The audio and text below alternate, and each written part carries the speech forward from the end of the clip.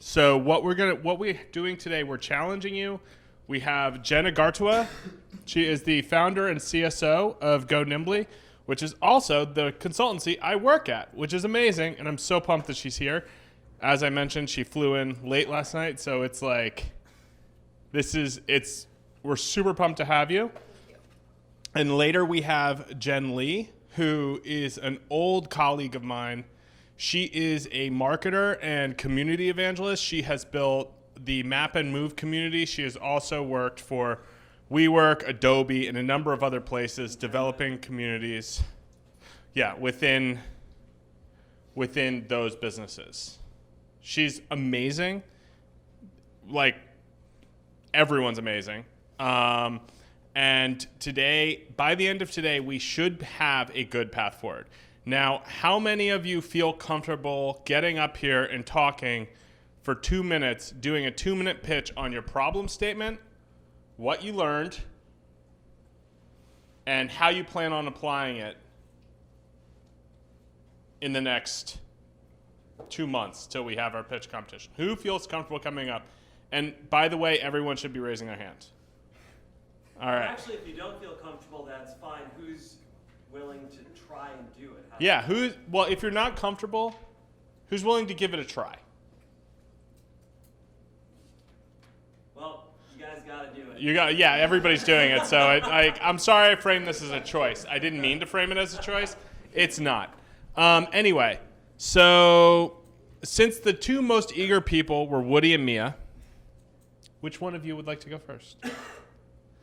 I'll go second because I'm not quite sure what problem statement. I wasn't here last time. Okay, remember, but you were here last time, so you've been through the Ignition Lab before. Yeah. So, remember problem statement where we went out and we had the divergence of ideas and then we converged in and built out the explicit problem we're solving for our customers. Okay. That's your problem statement. I can go. Ideally, it doesn't involve gouging out eyeballs, which would be perfect. I'm joking. So problem statement of what I learned and how to fix it. Exactly. Okay. 2 minutes, we will be timing. But give us 1 second.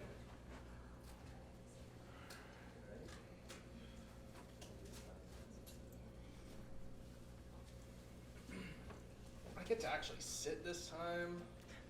None of that falling over business we were talking about before. I'm really pumped about this. All right. I will go like this when you have 30 seconds left. Okay. 2 minutes. Go. Hi, my name is Mia. My company is Blue Backpacks. The problems that I learned or figured out and I'm trying to solve is that a lot of people like to wear like leather-looking things or things that are very strong and can last very long for their backpacks specifically. But leather's really bad for the environment. It has like bad greenhouse emissions, and then all the synthetic alternatives are PVC or they have all these chemicals in them and they're horrible for the environment. And a lot of them don't last very long compared to leather, so they get wasted. So I did some research and I figured out that cork is like a material. It's like a fabric that's fully natural. When you strip the bark off of the tree that it comes from, you don't have to cut down the tree. When the bark grows back, you can reharvest it every 9 years, and it lasts actually longer than leather. So I plan to make some backpacks that are made out of this material. And then the second point that I have to make these backpacks worthwhile for people is to, rather than having them on the shoulders, because I feel like as a student, I always have really sore shoulders from my laptop and all my books in my bag walking around. I want to kind of take the weight off and put it kind of around the waist, so that, because our strongest muscles are actually in our legs, and I feel like it would help to stabilize the backpack like when you're bending down or like running or walking fast. Blue backpacks will be waist-oriented backpacks out of sustainable materials for mainly art students. 23 seconds. And the style of them are also going to have rather than being kind of more for the athletic crew, it's going to be more focused around artistic student types that want more of a punk or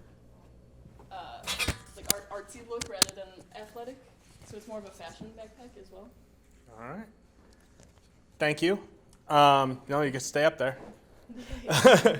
What do you think your next steps are? My next step is to basically, I want to ask, like when I was asking people, they didn't really know what cork was. I think my next step is to actually get samples to show people like in person. Like I ordered them online. They're like these little just squares that I could like when I'm talking to someone, I could have them feel the material and test it, like just see what it feels like, and it looks really cool. So. So are you going to be getting those so then you can go out and do the interviews and actually get feedback on that? Yeah. Because Okay. I think it would be better because they were like, "What are you talking about? That doesn't make sense." So I think if I have a visual for them, it will make it easier for them to understand what I'm talking about. Awesome. Oh yeah, you. So you talked about hip focused. Yeah. So are you talking like a hiking backpack, or are you talking? Hmm. Because if you still want your backpack on your back, but are you're talking about more hip focus? Because I wouldn't want something banging me in the back of the legs. So like, there's this thing that, I mean, I've seen one version of it that I want to improve upon, but it is like it goes around the waist like a fanny pack, and then it's up right here, and it has a strap right here, so like you can move your leg, but it's not really for hiking. I would say it's more for like city walking, because I think I have a backpack on maybe 24/7, like when I'm walking in the city. It's mainly for people with like heavy laptops or things like that, but something that won't like hurt I know maybe it's mainly for women where it like hurts their shoulders a lot.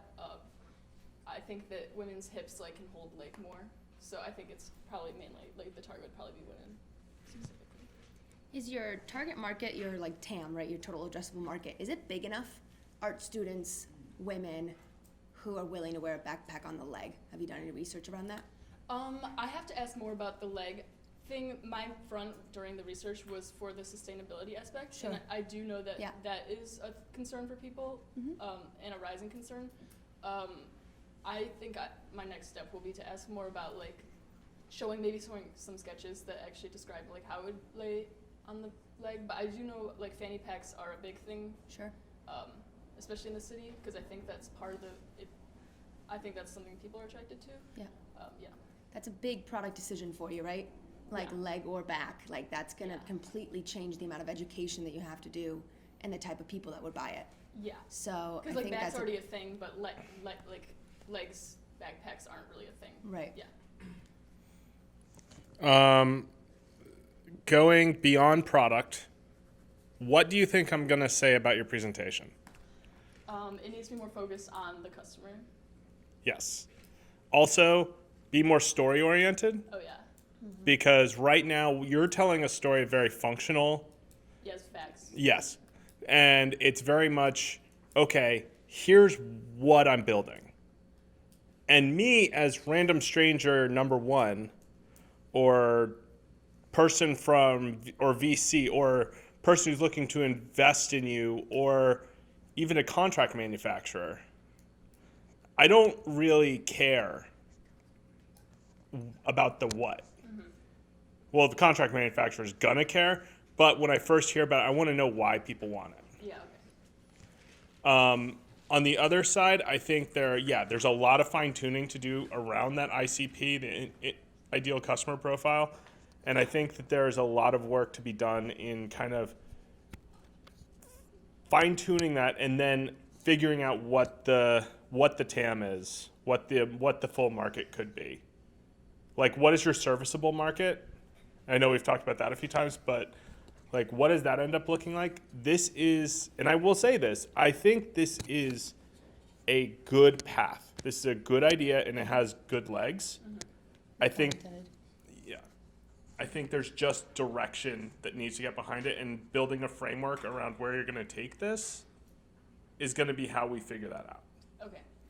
Yeah. And guys, I also want to say that you're very brave, Mia, for being the first one to go, because you have the roughest job, right? You're the first one that's going to be told you should think about telling your story. You're the first ones to be told all this advice. So you guys have that opportunity now to see what works, what doesn't, hear what James' feedback is. So I hope that all of you guys are internalizing that, so as the presenters go, you guys can build off each other, okay? I have one other kind of quick thing that you should definitely keep in your pitch. When you started talking about leather's bad for the environment, I was with you, and the whole time in my head I was like, all right, well then a plastic backpack or like something else. Yeah. So I think it was really key that you went in and like the alternatives are also bad for the environment. Yeah. So I Okay. think a lot of people, I didn't know that. So I think that that's a really great explanation.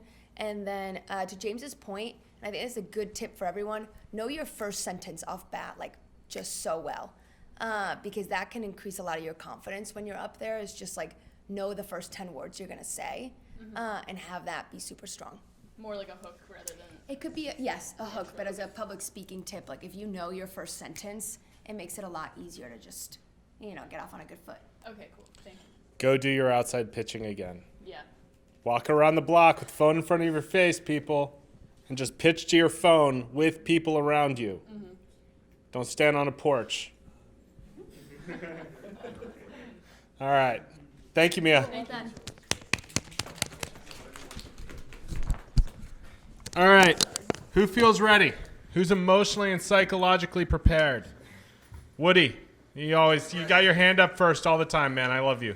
You're great. Can we go as a team? Of course, you're a team. Well, Woody, what are both of you guys? So we're not What's your calling team name? So I'm not just calling your team Team Woody. Is your team Team Woody? What's your name? Lucy. So All right, Woody Team and Lucy's up. Team Lucy is up.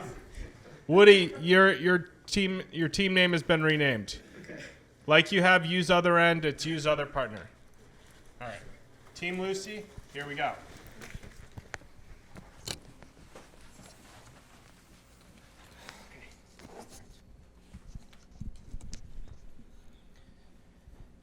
Okay, hi guys, I'm Woody. I just want to ask 2 questions. Have you ever wanted a toy that offers unlimited support on your creativity? Have you ever had piles and piles of Lego that you never take apart after being assembled? We're here to introduce our team's new product, FreeStack. It is a construction toy with unlimited playability. So after we did the research, we found out that for kids and parents, there are 3 major issues for their construction toys. The first one is we might solve about the educational toys because when I do the interview, I asked them how can you choose the toys for your child, and they said they want to have the toys that their child can learn something from it. So we think we might make our toys can have children to learn something on it. So we might make it from to the educational toys. Also, FreeStack is designed to achieve this playability after it's being assembled. So it acts both between Play-Doh and the Lego. So after being assembled, it still offers a certain amount of playability. You can still move it around, you can still shape it. So it's not gonna be just a statue on a shelf. And then there's also a third issue is that for more than half of the people, the parents that we asked for, they want to have this service after purchase, mainly for the refund. We're confident that all kids or at all ages will love our toy, but if anything happens, we offer 30 calendar days return after you purchase our toy. That's it. Yeah, that's our pitch. Oh, well, perfect. Well done within 3 seconds. That's Team Lucy, you did a great job. I like the way you started. I liked the structure. I like that you've done some research. So based on that, how do you feel about the total, from your research, how do you feel about the total market? How many people do you think would be able to purchase this? Remember we talked about finding your first 100 customers? Beyond that, finding your first 1,000 customers. Where do you think those first 100 customers are going to come from? I think 50 or 60% will purchase it, and other 40 they when I asked them, they said they will only choose like what's cheap on the website, and they only like give the presents to other children, so they don't very care about the toys. So what she meant by like 60% is that during our interview, 60% of the customers who had purchased Lego for their kids or for themselves never take them apart after it's being assembled. So it came like a set, but like after the construction, they just never touched it again. It just sit there. Well, that's what she meant by 60%. Okay.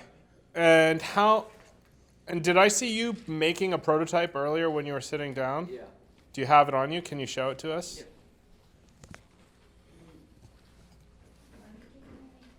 Comments or questions from the audience or mainly? Always. Always? I have a comment. Well, let's see the prototype. Woody, in future state, always bring your prototype with you when you're pitching. Okay, so this is just for side information. Like this is our 4th gen of this prototype. It's just like patch after patch after patch. We keep like trying to improve it. So this is just part of the piece. You can think of it as one block. So this single block, every corner it shifts shape, and you can extend every single one of those corners, like so, so that every single layer of it can form a different shape. And then the way you connect different blocks is,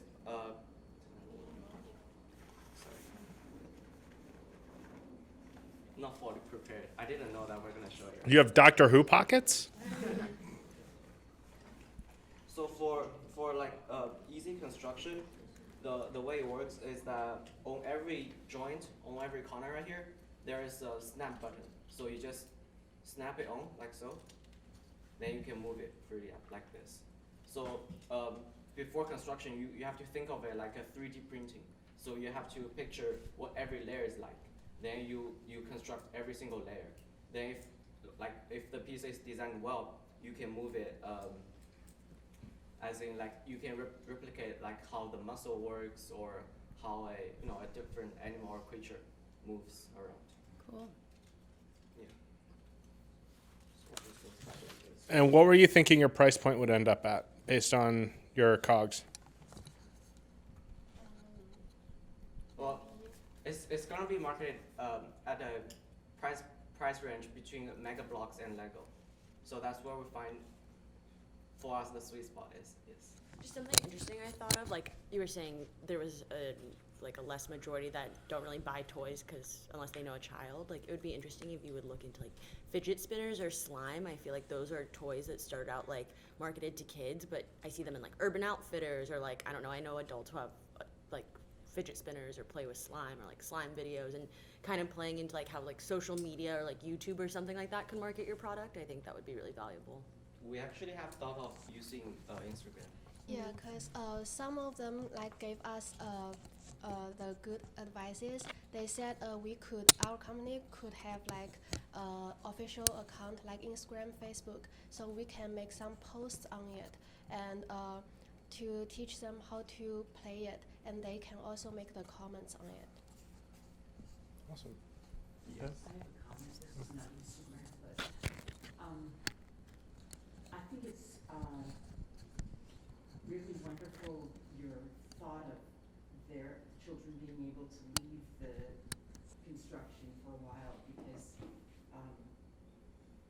I started to draw in 2013 after 30 years of working with children, and working with them on writing also, which is another creative form of creativity. And what I learned for myself and for them was that if we leave, and this is probably part of your thinking, I would imagine, that if you leave something out on a shelf for a week or whatever, then you learn to accept and not be critical about what you did and, find the strengths of what you did, and it's a very growth promoting experience, and I think that's an important thing for parents to have that opportunity to see the value of that and the children to experience that. Thank you for that idea. Yeah. A couple things. I really liked your intro where you started with questions. If you're gonna ask questions, let the audience answer them. And if you're going to do that, know your audience. They were for children, right? Your questions were for kids, where your audience is all adults. So I would think about like how you're gonna maneuver that question and make sure that you like. If you're gonna think about the kids about like, or if your questions are about playing with the toys, put us in a mindset of being children, so that we can kind of say yes. Because my answers were no, even though if you had told me as a child, I might have said yes. The other one is there is some research I would encourage you to do about types of people who buy toys. I'll give you an example. The toy industry is really interesting. There's one called a PANK, which is a professional anti-no kids. They are like ants without kids that like they're ants. So they spend a lot of money on expensive toys for their nieces and nephews. And that's actually a really big market for toy companies because they're not as price sensitive, right? You're buying one toy every once in a while. I'm sure there's other ones. So go research there's a lot out there. I know that the library actually has like this giant book about industries. I forget what it's called, but there's one whole thing about gaming and it tells you every persona that buys toys. I think you'll get a lot of insight from it. Thanks. Yeah, I think that's awesome. I think another area to look, just start looking, is there are a lot of people in the functional prototyping world that when it comes to things like that, they have a hard time getting prototypes made for that, and they end up going to 3D printing. So looking at that, if you're kind of thinking building this so that you're training future engineers, maybe talk to some current engineers and be like, what would you do with this as well? So think about that from a market, and I'm not saying that they want it. I'm not saying it's even a market that will work. I'm saying it's a thing to explore and look at. But once you've decided which direction to go, and I like the direction you are going, stick to it, man. Also, continue practicing your pitch in front of the camera. Especially with two people, you guys should know what each of you is saying. Yeah. Can I check in as a public speaker instructor? And do you know? I thought it was wonderful feedback. What she means by if you're going to ask a question, actually ask it. Yeah. Yeah. Like, So- well, to be honest, I wasn't expecting like you guys to answer it, but it's not a criticism. You guys did awesome. I just want to make sure that you guys, and that's not just you, but everybody understands what she means by that because it's such good feedback. It's basically like when you said, and also framing it to who you're knowing your audience and framing it to them, right? So it could be something like, how many of you, when you were kids, loved playing with Legos? You did? You did? Really? Only like 4 of you? And it's like The rest of the room are all of lying. us, right? That's So great. it's like that's what you're doing, right? And you're getting them on your side, right? You're getting them to think about it. You're getting, you're a little bit of humor or whatever. You're making eye contact. So these are wonderful opportunities, right? And so this is just a public speaking thing. And the reason I'm bringing it now is because not only, this is what's so cool about this class, not only are you guys learning about entrepreneurship and stuff, you're also learning how to get out there and present yourselves. Like even if you don't end up doing this is going to hopefully help you when you're, presenting anything or when you're public speaking and stuff. And we have this pitch competition in April. To add on to that, I know we've talked about like the power of silence when you're having a conversation and everything.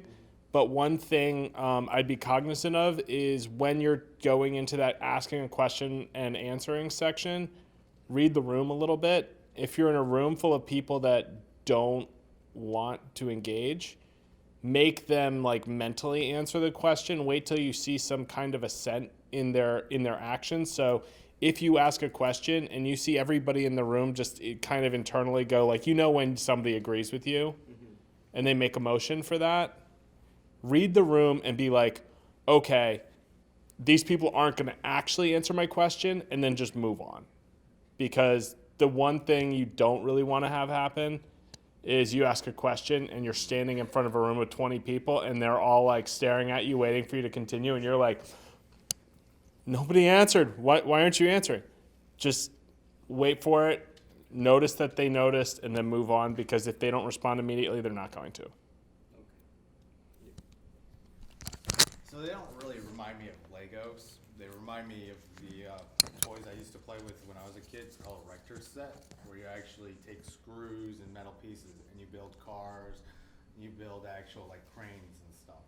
So you might want to see what they did and what they did wrong to sit there and improve on your project.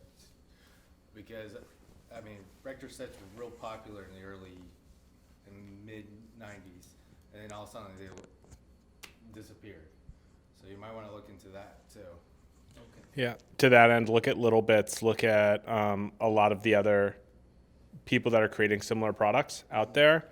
That's just like, there are a lot of people falling on their face in that market, and I think there are a lot of lessons to be learned.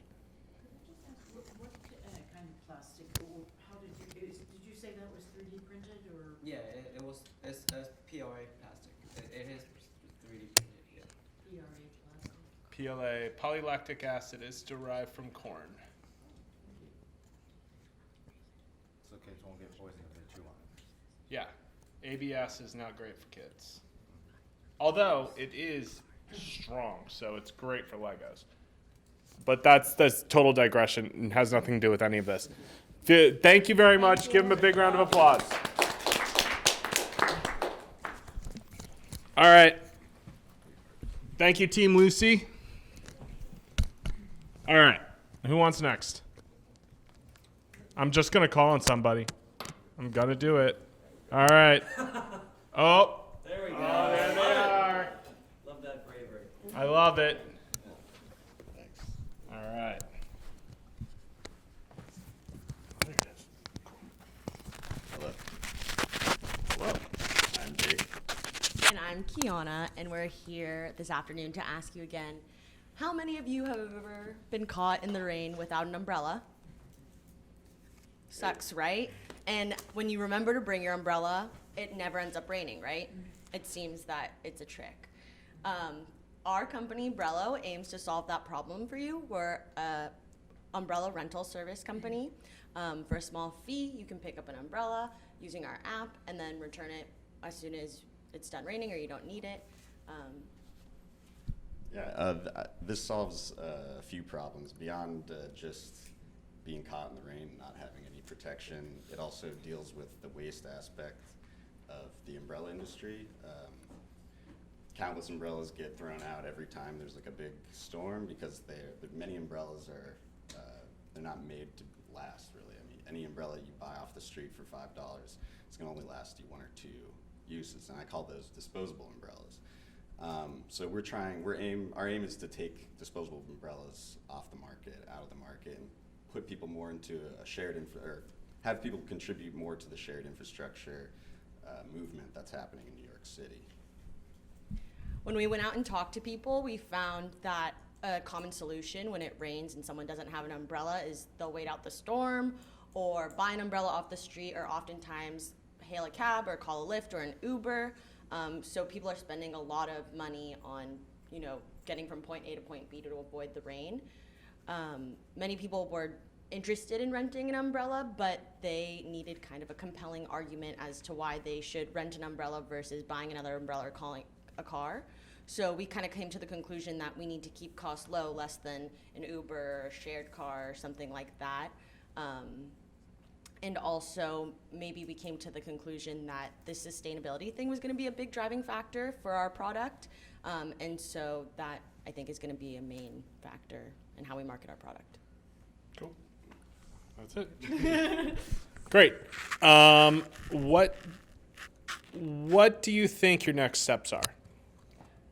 I think really nailing down like what our marketing points are. I think in the interviews we found kind of like this mixed bag of what people want, what they don't want, but a big thing was kind of like shared community, and a lot of people reference things like Tom's or Bombas the socks, like buy one, give one kind of thing, and that is something that like brings people's interest or kind of catches their attention. It's funny. I did my college pitch to something very similar, and the thing that my teacher told me that kind of blew my mind was that how are you going to do the logistics of moving these around? That was the main thing too, is that accessibility is the most important thing. They were saying they don't want to have to walk in the rain to rent the umbrella. There's that, but actually at the end of the day, when you have very busy traffic, so imagine if you did it only on campus, and it was from lunchroom at lunchtime to all of the classes. All your umbrellas are now in the classrooms. And like that's the problem with City Bike, right? Every night, trucks come around and move them around Yeah. to make sure they're redistributed. A thought I had is Yeah. like a lot of people also brought up like it doesn't rain every day in New York Sure. City per se, but I think what we're kind of honing in on is like the chance that it might rain. So Yeah. that's what is going to attract people. But in the in the days that it's not raining or in the time that it's not is kind of really nailing down like accessibility, Sure. getting the umbrellas up to par, like that they're not broken. It's always Yep. like a sturdy umbrella that you're using. That's kind of like Yep. why I would buy that over the Sure. $5 one. You may want to consider not New York. You Yeah. might need to go to Seattle and London. Well, Actually, so it's, some of my family's from Seattle. There you Those go. are some of the people that I interviewed for our thing, and they're not into the ideal. Seattle's actually like anybody Over from it, Seattle they is don't like, care. I wear a rain jacket every day. Yeah. If it's Huh, raining, it's interesting. I walk through the rain because I'm used to it. And it Yeah. actually interesting statistically about Seattle is that there's less inches of rainfall in Seattle. There's more rainy days. Sure. out here. So They don't get the storms. They get like yeah, low-level rain. so there isn't like torrential rain. There Sure. isn't like that. Yeah. Nobody. I stood outside of a library for a while in like Yeah. drizzle to see like if people would put up their umbrellas or not. And you know, if they have an umbrella, they put it up, and a lot of people don't really walk mind through it. walking Yeah. through it. To Sure. respond more to the circulation Yeah. question is that we didn't really mention in the pitch like the logistics of it. That was Right. another thing a lot of people had a problem Get with. caught They were up like, with. they're like, yeah, I'm gonna steal these umbrellas. I'm gonna just like throw this umbrella away, or Yeah. all these. You know, people are horrible. And so Yeah. I feel differently. Yeah. yeah. So for all the ride share, bike share, like scooters, you get vandalism at the beginning, like Yeah, every, yeah. and then people get over it. Definitely. And so, I mean, it should be part of a cost Right. structure. We're looking more toward the Bird and Lime model Yep. though for our like sharing Sure. program, because we found that having stations is kind of a big hurdle for a lot of people. I have a friend of mine who says Yeah. like, what do I do at the end of the day when I walk to my house? I just keep it overnight. And I'm like, no, you just leave it at the front door because we're a stationless system. And so having a prototype also moving forward, I think would help Cool. explain how a stationless system would work. How are you gonna keep the wear and tear off of them? Because Yeah. if it's stationless, I mean, the big thing, I come from Charlottesville, Virginia. Okay. Where they have Lime. Matter of fact, Lime did horrible in my town because Sure. people are real eco-friendly and stuff like that. It's a very liberal city. Wait, it did horrible because they're eco-friendly? Oh yeah, because people don't want to see scooters. Oh, like laying litter. all They over the- find all it. over the city Yeah. and stuff Find it like ugly. that. Yeah. Yeah, that's a big issue with those lime Sure. scooters is like zoning, and some cities are more willing So to. they're actually kicking Lime out of Charlottesville. Right. Yeah. At Lime, I've done some research into Lime Bird. They I mean, when they debuted in California, there was Yeah. laws actually against them. But just the overwhelming quantity of limes and birds that were put onto like the Venice Beach Boardwalk, they had to designate certain areas where lime would go. They had to change those laws like quickly because you can't have you can't have all your police force policing people riding lime. So that is a concern, but I don't know. Yeah, there's actually umbrella sharing thing. Yeah, and shine as well. Yeah. Mhm. Yeah. Well, there goes one of my comments. All right, so I think there are two ways to explore this.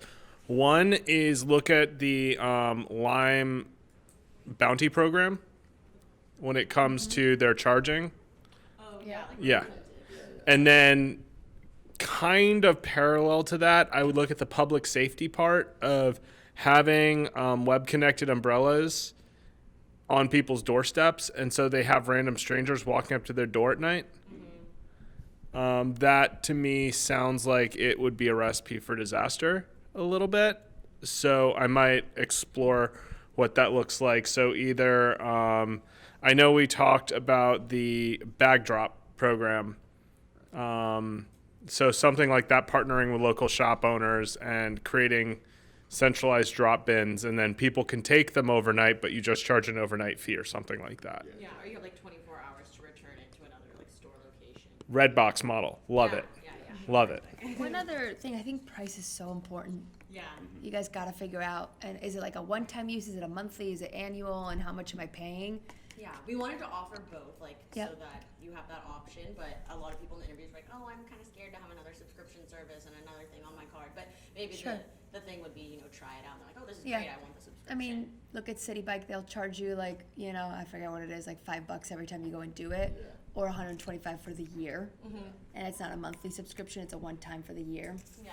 We kind of are interested in Revel's price structure. They have like a sign-up fee, but we don't want to do a sign-up fee. But they have like there's a base rate, and then it's like cents Every to the use. minute. Yeah, like kind of. Sure. So Yeah. I like their model. Yeah, and I try to do it through. I hate saying this, but through the apps, through app stores, because I can tell you, as somebody who has way too many subscription services, I am 9 times more likely to turn off a subscription service if it's on my personal credit card than is off Apple. I have no idea what I'm subscribed to through Apple. Yeah, sure. I'm sorry, I don't know Yeah. if you can see behind you. I just wanted to throw out something that I've thought about umbrellas. Maybe you want to add it to yours. In that I always think about, wouldn't it be nice if an umbrella were designed with something that could take the wind so it doesn't turn inside out Oh, every absolutely. time it's a rainy, heavy rain, or Yeah. and something in the structure might, I don't know, holes or, Sure. might solve that. Yeah. Yeah, we have we bought a couple umbrellas just to kind of test, like, high quality versus like compactable one, and so that's a big factor, is like the whole turning inside out. Like in our marketing materials, we definitely want to be like, don't want to be this guy, or girl, sorry. Another thing also is, when I was in Japan, speaking of Japan, I loved how they had the umbrellas that you could see through, so that you could hold it and it would shelter you while you could still, like, it was translucent. Yeah, we'd have to do like some market testing, like colors or versus like transparent, and like that's kind of a big thing, I think, that pulls people's eyes. Yeah. You want to bring a few ideas in next time, and we can do a live market test. Yeah, that would be great. You want to see some Cool. umbrella? Yeah. Bring in some umbrellas. I also want to be able to throw water at people, so there's that too. That's No. We'll get like a We'll bring in wind. water guns and umbrellas. Yeah, and a wind tunnel. Like Okay. if you can bring in a wind tunnel, that'd be great. But thank you guys. Thank you very much. Yeah. Alrighty. Could I just say one more thing that's relevant to theirs? I know you're moving on. Yeah, we're trying to. We got. Yep. No, absolutely, Karen. Go. No, I just, I was wondering if, one could sell the umbrellas or rent the umbrellas and if it tears or if it turns inside out, and if they returned it to you, and then you could study what, or physicist or whomever is qualified to do that, to study what exactly happened to the structure of the umbrella in the wind. I mean, if you collected those used umbrellas and exchanged them. I feel like there's so many broken umbrellas all over the street. All right. Cool. Thank you very much. Thank you again, everybody. Clap your hands one more time. All right. Who's got next? All right. You were just hoping I didn't look in your direction when you raised your hand, didn't you? The problem was both of you raised your hand at the same time, which shows team unity, which is, I guess, your problem.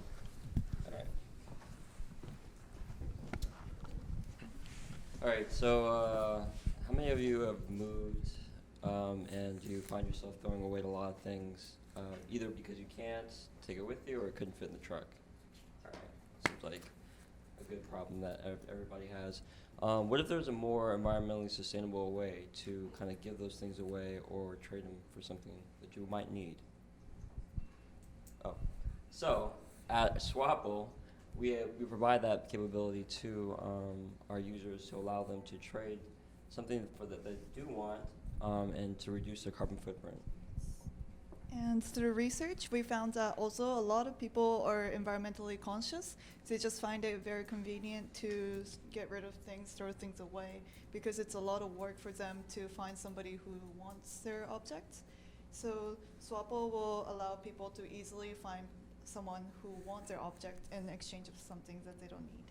So by using this, people can positively impact the environment by reducing both waste and the carbon footprint.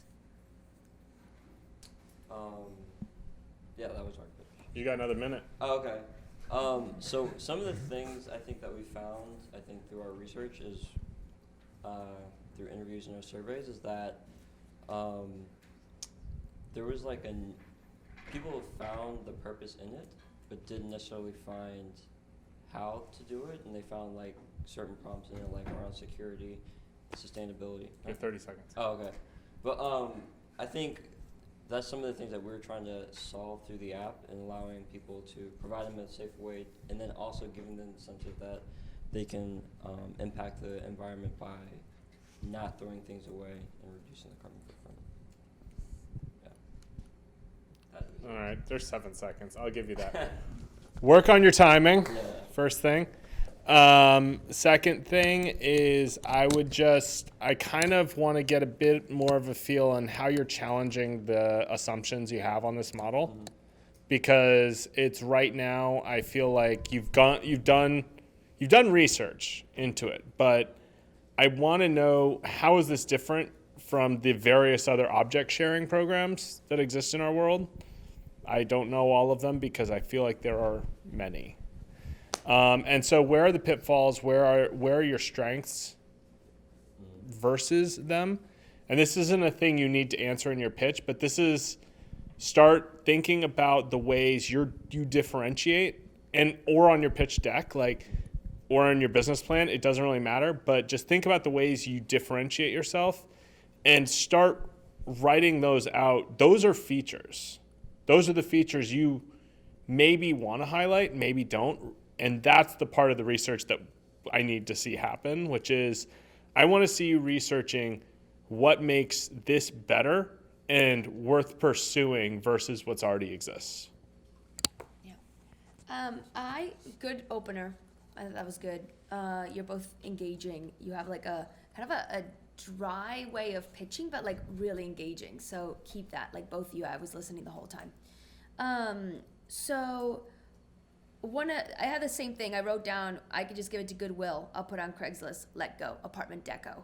Like, and I get cash. So the key thing seems for you guys is bartering, right? So you gotta be able to like give that a little bit more weight so that I understand what that means. Because in my head, I'm like, okay, well, I'm selling a fridge.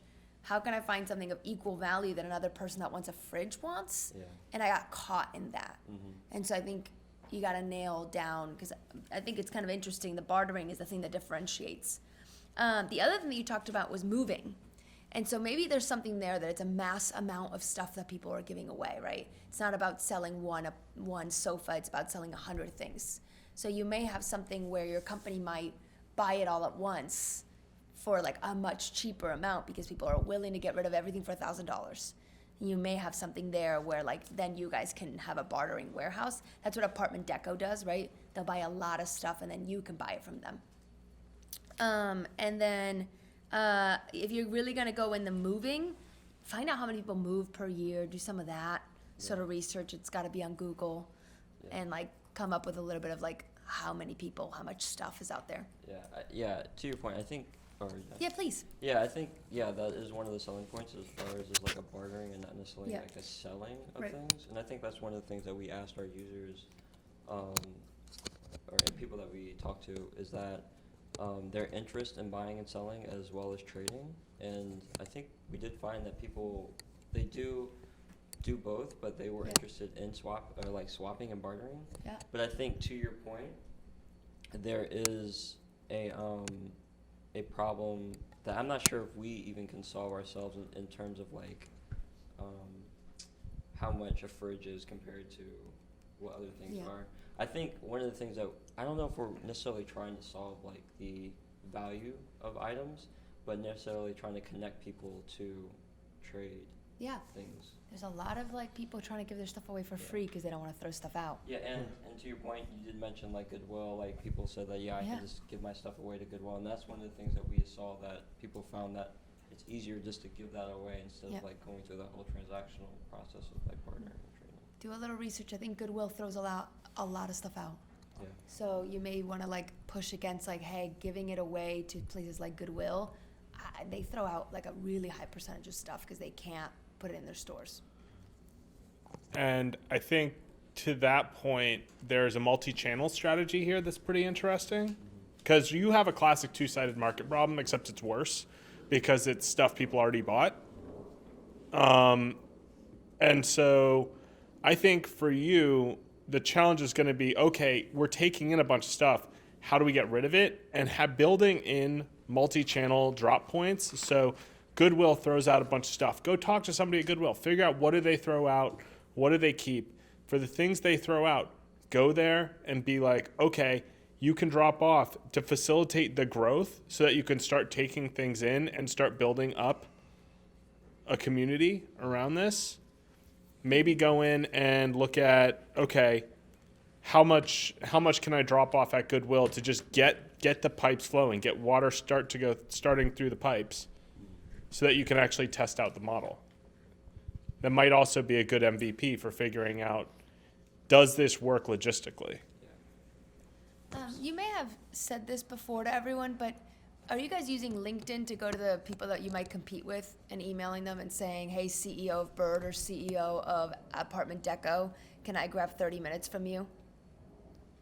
People will. I'm a student, I'm researching. Like, the CEOs will pick up the phone and do it. And so you may want to just do that and just talk to someone that's done this for 30 minutes.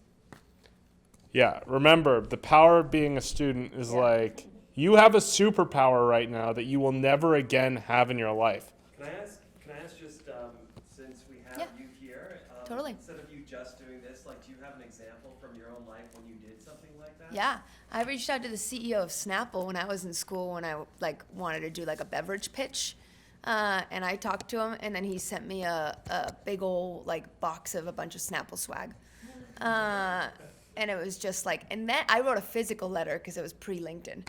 I wrote a physical letter and sent it to him.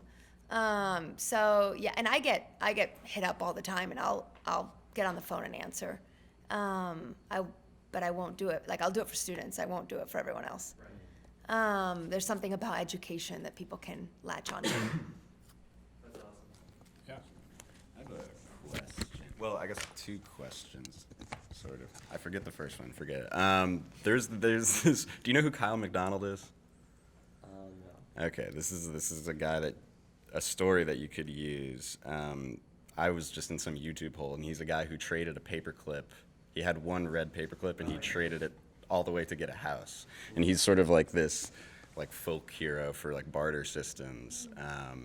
And I think you could have like a community of people who are interested in like growing their wealth through bartering rather than just like getting rid of stuff.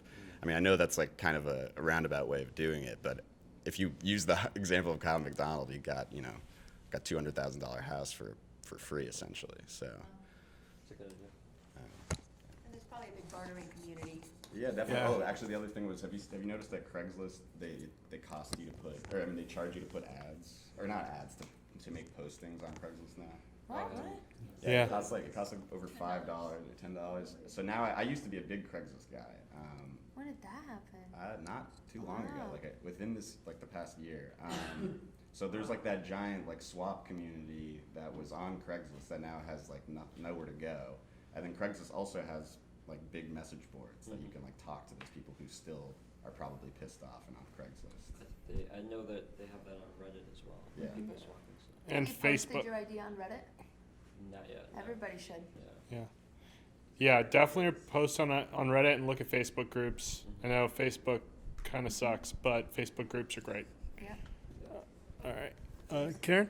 I live in a large complex apartment complex in town, and they have a small box in the open space for tenants to give away something. And I don't know if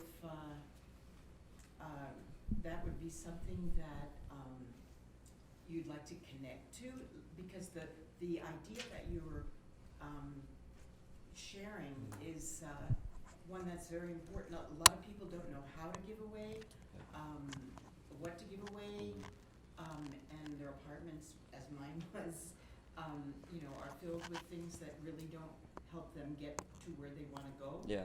So,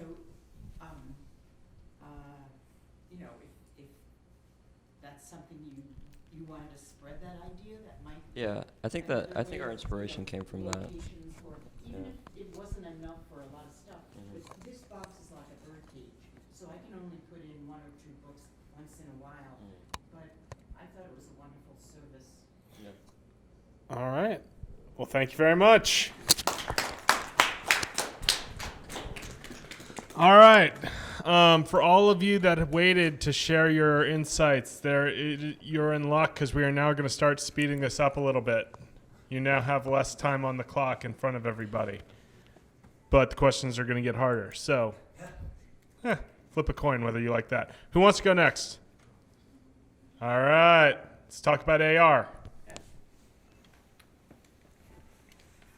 Thank you.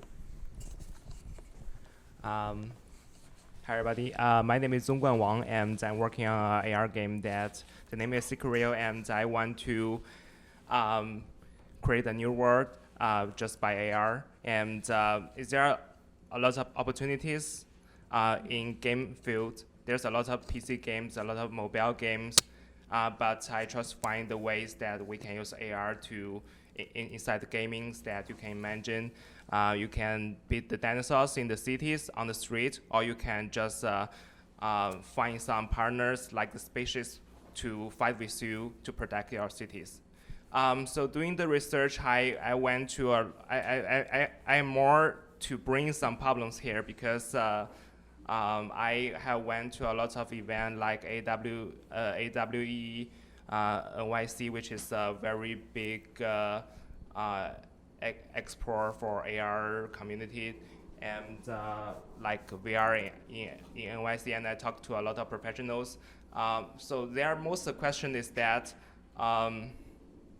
as the professionals, they just cannot really understand what is the difference between my technology with others. And when I introduce my game, they just say, oh, it's similar with Pokemon Go. How do you find yourself different? Actually, I have some strategy that I have taught to James before, that like the indoor and outdoor, there's a different gameplays and you can combine them together, but it's really hard to explain to them just in a few minutes. And for a lot of more professional, which is developers, they are very easily to understand my questions and my point. And yeah. You have 30 seconds. Oh, sorry. And they just want, I just found that there's not a lot of technology barriers between me and the other developers. But the good thing is I found some, like I built a little communities. I got like a 12-person group of who is interested in this game. Yeah. Awesome. All right, thank you very much. No, you don't get to sit. No, we're not there yet. All right. One thing I would love to see you do, elevator pitch. It's getting there. I just want to see like a little more structure in there. I think that that's a big thing. I love that you went to AWE. That's a great show. And I love that you got that feedback. That means that right now what we need to do, and you work with everybody here. Like there may be a handful of people in here who have ever used augmented reality. And so work with the people, you work with the resources you have, i.e. the community you're in, to build out the story and how you're going to tell this to people in a way that's convenient. If this ends up being Pokemon Go, awesome. Like, fantastic. Do you know how much money Niantic made off that? Yeah, so like if you're working down that path, figure out okay, maybe this isn't different than Pokemon Go, but it really is. Because it's like, have you ever wanted to fight a robot in the middle of Union Square? Yes. How many people here haven't? I mean, probably nobody's probably thought about it, but like, think about your story. Think about that, because you built the game. Yeah, that's also what I want to say, because my group, 20%, and I asked them why you come here, and I just have a demo video, and they said, oh, this is interesting. You can beat enemies on the street. They don't understand what is AR. They don't understand what is technology. What technology is. Yeah. Tell them. Work with the people that don't know anything about AR.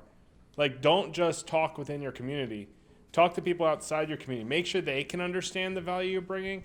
And if you can do that, that's when you actually have something. Like, Pokemon Go wasn't amazingly successful overnight because everybody who was already into augmented reality was all of a sudden like, I can catch a Pokemon?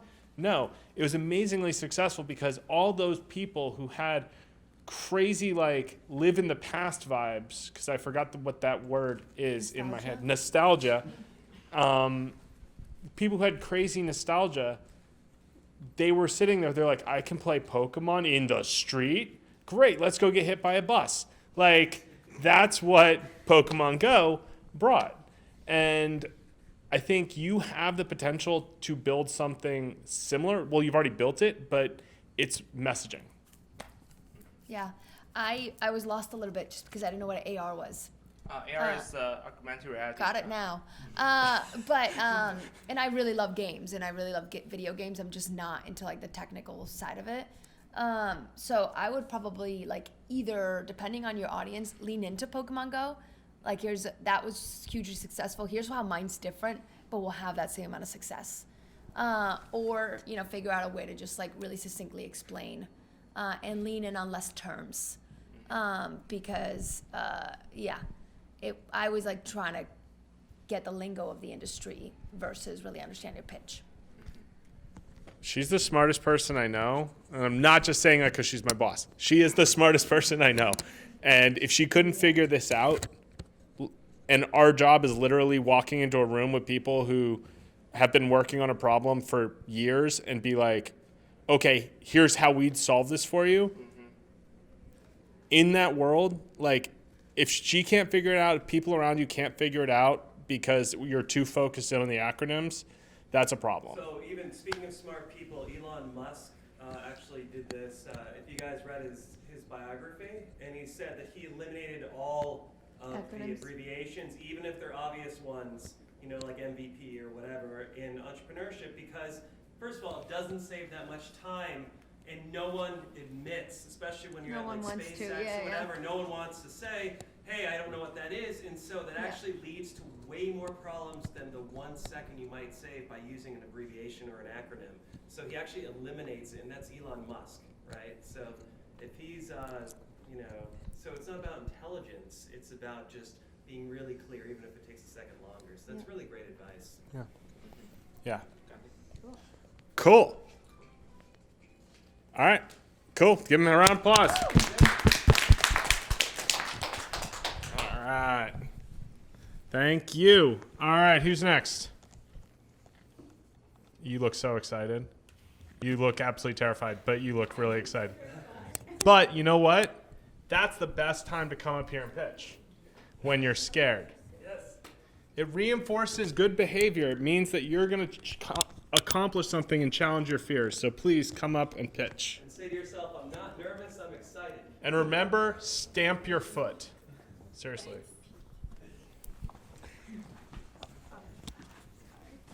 Stamp your foot. Are you ready? No, when I'm nervous, because one part of your body is always shaking when you're nervous, I just move my foot. All right. Because that way nobody ever looks at your feet. So I do my pitch first? Yes. Pitch and then what you've learned. Okay. Oh, let me get my phone real quick. We're just making you awkwardly stand up there as long as possible to make this worse. All right, go. Are you an art collector trying to find emerging artists?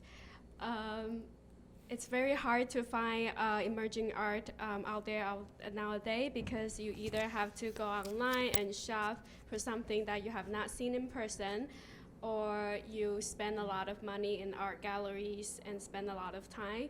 While Art Club Espresso can solve your problem, it's a platform that will connect you directly to artists, and it has a map system where you can find the artwork physically around you, in a coffee shop or other non-gallery retail spaces. And it also connects artists directly to these spaces so that you could buy artwork more affordable and sort of let the artists have a lower bar of entry into the market. And that's it. No, it's not. Thanks. You have a minute. Huh? You have a minute left. What inspired you? What to do inspired this? you? What did you learn? What are your next steps? Yeah, so I actually put up my work in a coffee shop and talked to the coffee shop owner there, and it seems like it's really a need that she really like to have artist works up there, and she complained to me that she doesn't really have time to take care of things like this, and she really hoped that I could also host the events for her and talk about my work. But on the other side, my research about like how people buy art was very different. I did a survey, and most people say that they love to go to coffee shops that are very beautiful, well decorated with like an artistic atmosphere. But when I asked about them, have they ever thought about buying them, the answer is always no. Yeah. That's time. Thank you. I think you've identified a real problem, which is really cool. I've wanted to support kind of local artists from Brooklyn before, and like didn't really know where to start. It's like Googling and, Brooklyn artists and trying to go through it, or like going to the Gowanus art space and like, doing some like open art places. But I think that it is hard for people who want to invest in emerging artists to understand like where they are and how to know. So I think that's really cool. I think like you may also, what I wanted you to explain a little bit, you're talking about artists and spaces, right? Connecting Yes. that, and then artists and buyers. Yes. Tell me a little more about how you're dealing, because that's two very, like, artists putting stuff in a space they're not going to get a purchase unless somebody walks in, versus hooking up artists with like potential buyers. What were you thinking about the difference there?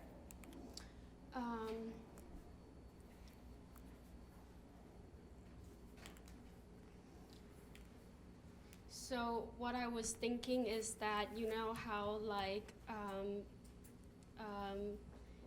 Uber app connects you to driver, and what is it? Airbnb connects you to place to live. Mm-hmm. So I was hoping that like a map or an app could connect you to where these artworks are displayed, Mm-hmm. so you can see them in person. Okay. And on the artist side, usually artists, if they don't get into a gallery, which a lot of emerging artists haven't got to that point yet, Sure. they would have to find a place to exhibit, and looking for a place to Okay. exhibit or put up their shows is a very big commitment. And on the other side, there are all these like coffee shops that are a small business, not like corporate brands, or even corporate brand like Stumptown Coffee. Sure. They look for artists to put up work in their spaces, and it takes a effort for Right. them to do that as well. And they also want to get into engaging with their community and supporting local arts, because it helps them that way. Sure. And so I was thinking this platform sort of work, as like an Uber app or something like that. Yeah. That could help all these people. Put their art up. Okay. Think about how you're going to make money. I don't know. Yeah. Yeah, that's 100%. I also think that the most intriguing part of your problem statement was after you'd already finished pitching and we made you continue talking. Because I think for you, when you're pitching a room, any room you're in, most of the people won't have worked in a gallery and most of them won't be artists. So when you say to me that local business owners are starving for this sort of thing and that local artists aren't getting represented and there's a massive gap in that community, for me, I'm sitting there, I'm like, wait, I'm missing out on that too. It's like severe FOMO about the artists that I'm missing supporting in our local community. Like it's a real thing. How many people here, by show of hands, when she said the second part, were like, oh, that's a real problem? Right. So when you're thinking about your story and how you're telling it, I would think position it for that kind of that moment where it's saying, okay, I'm telling a story about how I'm connecting local artists to local business owners or local artists to local buyers. And you have a really powerful connection there in the fact that almost everyone wants to support local artists. There are very few people you will run into in New York who don't. Nobody knows how. And nobody knows how to buy art, which is why the market's so messed up. So I think you have something really good here. I do think that figuring out your monetization strategy is going to be a thing. We'll dive a lot into that next time, but I would start thinking about how you might charge for this. Yes. So there's tons of galleries and stuff of unknown artists and stuff like that throughout New York City. I feel like the hardest issue is finding out when they're actually putting on their galleries and stuff. So you might want to look at it more from an advertisement side of view. That way, people who don't always know what's in the know for art can then actually know because you're advertising, hey, such and such artist does such and such type of art is showing in such gallery A or B or C type deal. So you might want to look at it from an advertisement point of view more. I see. Thank you. Also, I just like finding out how much money your users are trying to spend on art is like important because I think the big issue with buying art right now is that there's like a massive gap in quality and price. I mean, I have friends who are like in the MFA program, they're selling their painting. Well, guess how much a person in the MFA program is selling their paintings for? 1,000? Okay, $7,500 base for their work, and that's something that's like this big. Oh, okay. And so nobody wants to. I mean, I don't have that money to spend on this. Yet we are in a group of people who wants to support artists. We just don't really have that kind of money on hand, and that's why the gallery system works because they're advertising the people who are billionaires, millionaires. So sort of like I think trying to educate people into why they're paying that much money for art would help. I mean. Or you're going after the $300 painting. Yeah, or like try to find artists that are willing to sell their work for $300. I mean, they work for 20 hours for $300, but I mean, then you're talking. You could do numbered prints at that level at like $20, $30. Yeah, I mean, it could be if it's original work. Yeah, it's different. and like you can do. There are a lot of different ways to look at this from both the low end, middle end, and high end market. I think there's just exploration that needs to happen there, and I don't know that it's necessarily happened quite yet, but. I'm going to say I really like this idea, and I like the direction it's going, and I really liked your pitch. Thank you. Last thing is just like, you started with how many of you guys are gallery owners, but you were all artists here actually, so you got lucky with that. So maybe with like your pitch, if you know we're all artists, pitch to like the artists, because I would actually be interested in using an app where I could figure out a way to sell my work. But yeah. I see. Yeah, I know I talked about it briefly, but like when you're selling yourself, know your audience. I also would have started with the fact that you're an artist. I think that helps you pitch. I see. Yeah. Also, could this be extended to like students who are just graduating and want to get into the field, who are not, struggling yet, but are going to be struggling really soon? I think the next step would be, maybe want to work in a coffee shop, but the output doesn't go with the aesthetic of the coffee shop. So how are you curating that, but you happen to be an interior designer, which would maybe add your services to it as well, which would just take it to another level. I think that's. Thank Yeah. you. Good interior Cool. design perspective. Awesome. Thank you very much. I also really love the feedback that you guys are all giving each other. Like, that's really awesome to see. It's really Yeah. cool. One small change I might think about, rather than being like the starving artist kind of level. I used to be a financial advisor way back in the day, and we called anybody who had less than $250,000 in total savings. I know that's a lot, but anybody who had less than $250,000, you called them emerging affluent. And so, like, come up with some. It's aspirational. Yeah. Come up with some aspirational name for the artist that you're pitching to. So if you're going and speaking to a school, say, I want you to join our Future Van Gogh program. I don't know what you, no, not Future Van Gogh. You don't want somebody who goes crazy. That's not No. fair. Yeah, that. But maybe workshop it, but potentially with this group. So same thing with the VR. Like, you've got a group here, you've got a community. Let's use it. All right. You guys are all...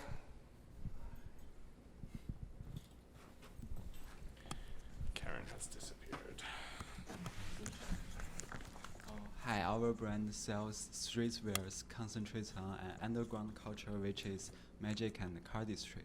So about underground magic is mostly like close-up magic, like hand tricks, and cardistry is like like shuffling, playing cards. Is more like a performance hand tricks, and our aim is to promoting this underground culture by selling playing cards and matching streetwears. Like many people in this underground culture likes to like wearing streetwears that match colors with their cool fancy playing cards, and take a video or photos of some cool tricks and share on Instagram to socialize with other people and attracts more followers. So we want to combine the streetwear and the playing cards. Our MVP is playing cards, and also we sell playing cards plus streetwears bundle. So that's it. We want to start from culture and make this culture popular and attract more people.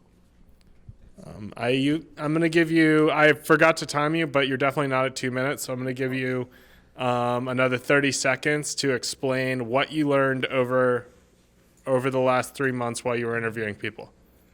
Well, we interview people, like one of our teammates is actually a magician, but he's not here today.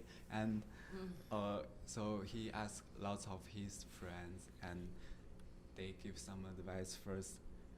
They all agree streetwear is a right thing to combine with this culture. Like many other underground culture also combine with streetwears, like surfing, hip hop, and skateboard, and other. And also social media is a big point. Like when these magicians wearing this and use your card and share on Instagram, so many people, people will see it on Instagram. It's more like a free advertisement, and they say, what's this cool card, what's this streetwears, and I want to buy it. Awesome.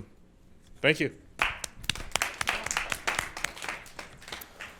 Good explanation of what it is. I think I have no idea what underground magic is, but now I'm super intrigued.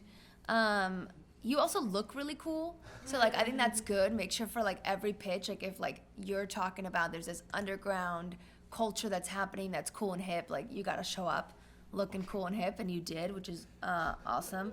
I hope that's kosher to say. Yeah, That's fine. Okay.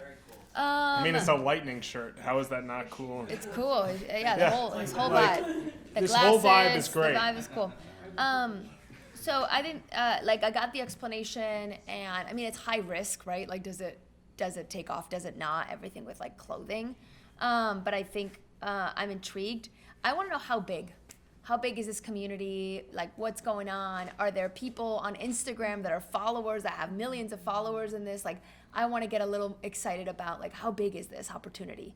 So I think there's a spot there. You probably don't have enough time in the pitch, but, like, hey, if your partner's a magician, there better be a trick in there somewhere. And then bigger voice. You got to be louder. Okay. Yep. Also, for next time or this time or whatever, if you could share like Instagram handles of these like popular like hype beast magicians, I would love to follow and see what's going on. Yeah. On your pitch deck, have slides.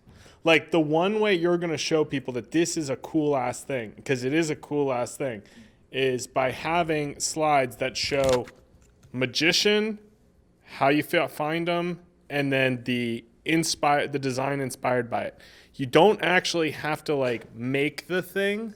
If you want to figure out ways to make it, I can help you with that.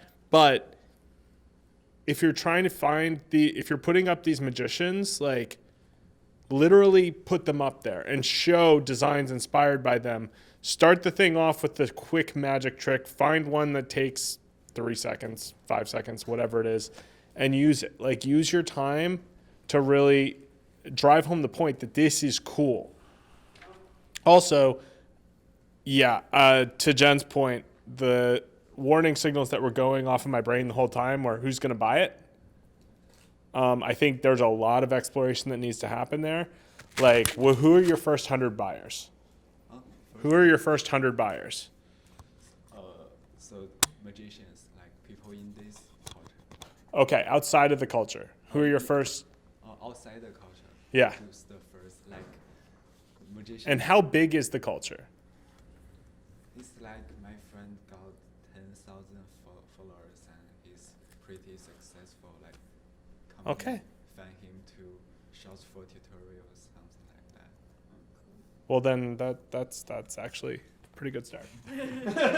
So, what's your price range and stuff like that? I mean, I know like a lot of the hype beast stuff, like their shoes are about $500 a pair and stuff like that. So you have to also think about practicality. What are people actually willing to spend on clothing?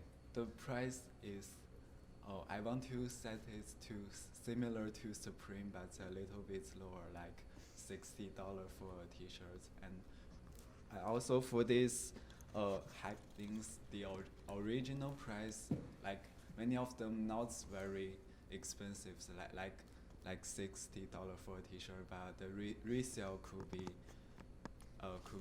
like $500 for original price $60 t-shirts, and that's a hype thing, like limited and secondary market. Are you going to be doing numbered runs? Huh? Numbered runs? So are you going to produce a limited number of shirts and then each one's going to be serialized? Yeah. Okay, cool. That's good. Cool, awesome. Alrighty, that is, nope, Karen's back. Hey, Karen.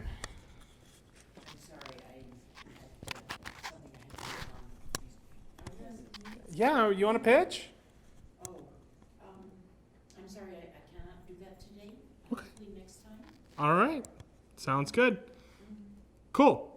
All right, everyone, really good job. Like, really good job. You? No? Yeah, you're, okay. Moral support is good. You did an excellent job, so I don't know if the moral support is necessary, but you did a wonderful job. Maybe that's part of the reason. Yeah.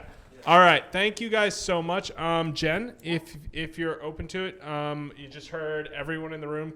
Would you want to talk a little bit about like ways that you think the entire group thinks they should be focusing on as we move into the next step? So the next stage of this is structuring finances, kind of building the business, actually creating the framework And around before the that, idea. If it's okay, if it's not putting you on the spot, I'd love to just hear just briefly a little bit about you and something that you've learned that could be inspiring and helpful to us. Totally. Cool. Well, I'll give you my pitch. My name is Jenny Gartois. I run a company called Go Nimbly, and we are a revenue operations consultancy.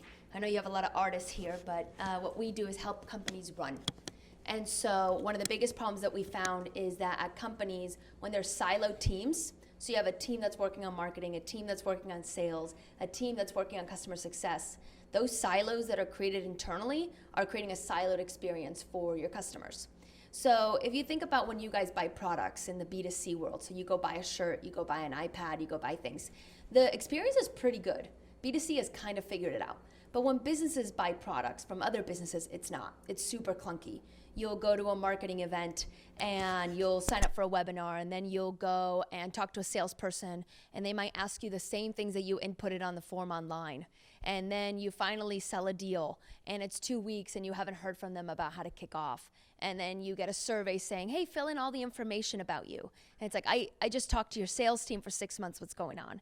And those breakdowns in that experience, you may still buy the product because you're the best, but you're gonna have a lot less trust and you're gonna spend a lot less money. So what we're trying to do is help our customers identify all those silos and fix them so you're creating the best buying experience for your customers and spend more money essentially. And we work primarily with software companies. Probably ones that you may have heard, maybe not. They're really big in that B2B space. You've probably used them. Zendesk is a big one. When you guys submit a ticket online, you get an email that goes, hey, your case is 32172. That's powered by Zendesk. Twilio, when you guys get an Uber and you get a text message that says your car is arriving, that's powered by Twilio. So we've got these kind of big, massive customers, and we're helping them streamline their experience. So that's Go Nimbly. What do I think about what you guys need to do? I mean, look, investors want to make money. And so I'm excited for you guys to see how you pivot and how you're going to come up with that, projection. I work primarily with software companies. And so I think a big thing for you guys to understand is what's your lifetime value for your customers? Okay, so are they doing a one-time purchase? Are you expecting them to buy over and over and over? How much is it going to take for you to acquire a customer? And making sure that your cost of acquisition, the amount of money that it takes you to acquire a customer, is obviously going to be less than the amount of money that they're going to make for you in a lifetime. And how long is that going to take? Yeah. So I'm a rookie, I'm a student, and Yeah. I don't know, when you say, like, figure out how Sure. much money do you have to invest to acquire a customer, I don't know what that means or where to Yeah. start. First thing I would do is comparable businesses. Like, go find out their cost of acquisition. Yours is probably not that far off. So find that research. There is also, and I'll send it to you, I don't remember what this is called, but there is a massive book. I did an incubator program a couple years ago, and they made us go to the library and look at it. There's a massive book that they publish every 2 years that goes through every industry and everything about it, and it tells you all of this. So, like, the information's out there, and I know they have it at the New York Public Library because I went to find it. It's called, like, ICS. It's like, I forget what it's called. Is it the NAICS index? I think it is. Okay. Yeah. Hey, we're gonna go look at You're gonna go purchasing do it? that. Yeah. Thank you. Yeah, and it's free at the library. If you want to buy it, it's thousands and thousands and thousands of dollars. Oh, really? Yeah. Okay. It's like a Yeah. it's a $600,000 book. Yeah, it's insane. They do a ton of research. Yeah, but every industry has like 20 pages, and it's going to tell you everything about it. It's going to tell you your TAM. It's going to tell you your cost of acquisition. It's going to tell everything about it. Total addressable market. And so I would do that. And then, I mean, a big thing, I'll tell you the benchmark for SaaS companies. I'm guessing it's not that different for most industries, but your cost of acquisition has to be 3 times less than what you're going to get out of your customer for you to survive. So if it takes you $100 to acquire a customer, you better get $300 out of them. If you're doing hardware or producing anything, it's 7x. 7x, there you go. And then the other thing you want to do is you want to get it in a certain amount of time. I would say the benchmark I've heard is 9 months. Within 9 months, get that money back. So you don't want to make $300 in 8 years. You want to make it back really quickly. And then also know when you're doing your models, you're going to lose money at first. We don't like the amount of investment, the R&D, the amount of time that it takes to create your product. You're going to have a trough. So know that you're going to lose money and know when that inflection point is going to be when you're going to start making money. And hopefully that bar is really high and you've got like a super steep curve. Awesome. Yeah. Thank you. Totally. Yeah. Yeah, to that point, when I was at TeePublic, our cost of acquisition was our average consumer lifetime value was $53 and our cost of acquisition was $6. and that was producing on-demand T-shirts. So depending on your market, there will be some adjustment there. The moment you actually start making something, any numbers, like if at the end of the day, the barrier to delivery is a human, chances are you're going to have to be in that 7x range in terms of customer acquisition costs. But we're going to go over a lot of that next time. We're going to talk a lot about kind of how do you actually target customers? How do you get them? What does a multi-channel strategy look like? All of those things, we're going to talk through it. I'm also going to talk you through how do you do the finances. If any of you want to sit down, grab coffee, meet for lunch, whatever, let me know. I'm happy to sit down with you anytime over the next month, 2 months. Just give me notice so that I can plan my life around it. But like, I'm happy to go through your books, go through anything, help you build your books, whatever you need to do, because this is the part that in our history, this is our 3rd year doing this, we've seen this is the hardest part we're going into. What we've been doing up until now is very much in everyone's wheelhouse. Like thinking creatively, building creative solutions, coming up with ways to position yourself creatively. The next step is tough. Now we're going to be diving directly into numbers. We're going to be talking about math. We're going to be talking about what does the minimum viable product actually cost? How do you scale from there? What does it actually look like to spend money on Google Ads? What are the pitfalls of actually going onto Facebook and positioning yourself in front of people? Like, all of those things are coming. Some of them much sooner than others. Some of them today, maybe. I don't know. We'll see. But yeah. You know what I love too, and it goes to your point, is even if you don't know anything about finance, even if like some of this stuff feels really intimidating, you can benchmark, right? That's why using that competitive matrix that we encourage you to do when you study who's doing similar things to you and what are their cost points, right? And that way, even if you don't know anything about, because I think a lot of our students, I sure was when I was an art student, we were not taught anything about financials. And I have a very handy framework that'll work for you guys. It's built around the idea of napkin math, but it dives a little bit deeper into your finances, but it's how do you derive meaningful numbers for your business off of what is ostensibly napkin math. And so we'll talk through all of that next time.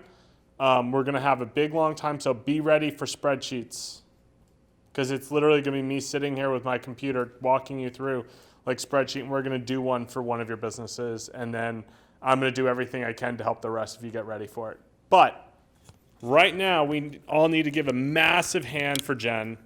She has crushed it. Thank you so much for coming. And does anybody have any questions before we take a quick break and then move on to other Jen? I was like, oh, so Jen's gonna give a second presentation. Yeah, she's gonna walk outside, do a quick wardrobe change, come back in. It's a whole thing. We have 2 different Jens. It's amazing. Most popular name in America for 25 years. Woo! No, I don't know. I know it stopped the year I was born. I was like, cool, Mom. Yeah. It's awesome. All right, guys, if there are no questions, enjoy the next 5 minutes while you go and do whatever you do for the next 5 minutes. All right. Oh, this thing is my nightmare. Hi, guys. Is it all right if we start now? All right. Thank you for bearing with me. My name is Jen. I am the other Jen. And what Jen said was true. Jen happens to be the most popular name of 1985, and I found that out because when I was born, my mom immediately turned over to her doctor, who gave birth to me, and asked him, what should we name her? You should name her since you just delivered her. And he goes, here's the top most popular names of 1985, you choose. And that is how I got the most basic name of the 80s. I'm sorry to other Jen.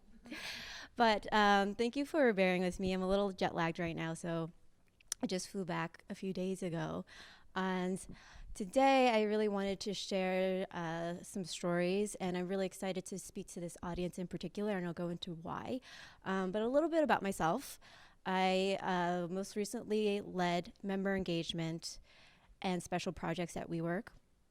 And before this, I was at Nintendo and MakerBot 3D printing, and I'll go into that a little bit more.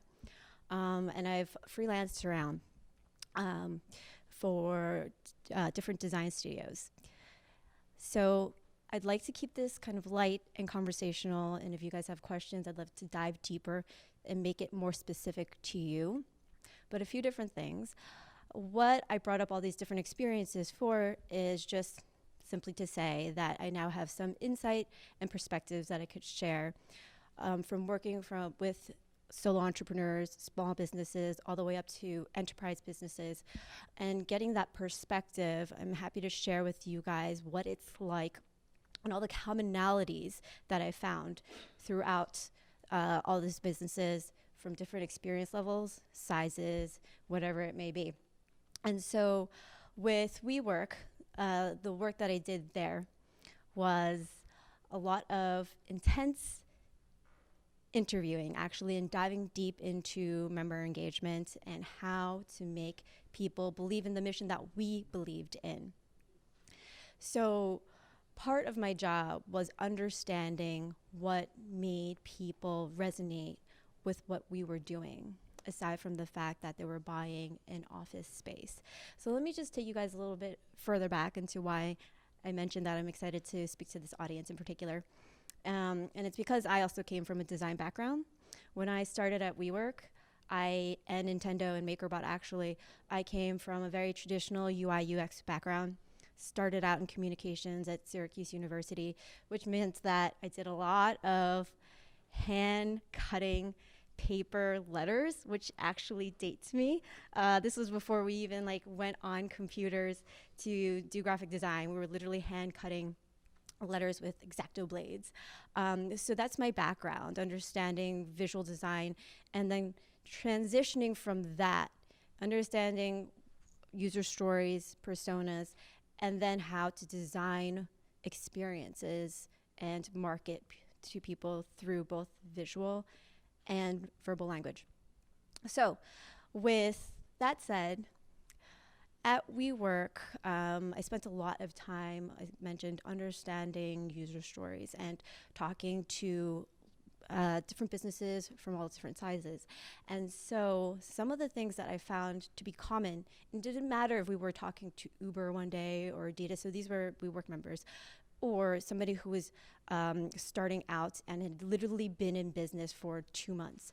The people that we most gravitated towards, I noticed something in common. And the thing that people had in common was that they had really great stories. And they articulated these really, really well. So are you guys okay with me sharing a quick story? Yes. You guys had to say yes to be polite, so thank you. So this is a personal story, and actually something that I haven't shared to an audience like this before. But in 2011, one of my favorite people in the world passed away, and she was my cousin, a sister, somebody I grew up with. She was my soulmate. And shortly after that, my mom was diagnosed with cancer, which completely threw me off. And my perspective on life went from beaming high, I just started at WeWork, into this pitfall down low. A month after that, my mom calls me up and she says, "Jen, I have some news for you. The doctor just let me know that the cancer that I have is hereditary. So you need to go get checked out now. You need to know if you have the same gene that I do." And I waited and I waited and I waited because I really, really didn't want to face this. This is not something that I think I had the energy in me to confront. And for a few months, I kind of just sat on this news, and I'd go to work, and I'd come back home, and repeat, and that was it. It was a very dark, dark place. And finally, after she prodded me, I finally went to get tested. And it turns out that I am BRCA1 positive, which means that in my lifetime, there is a 60% chance that I might get cancer. And so with this news, I had 2 hours of just bawling.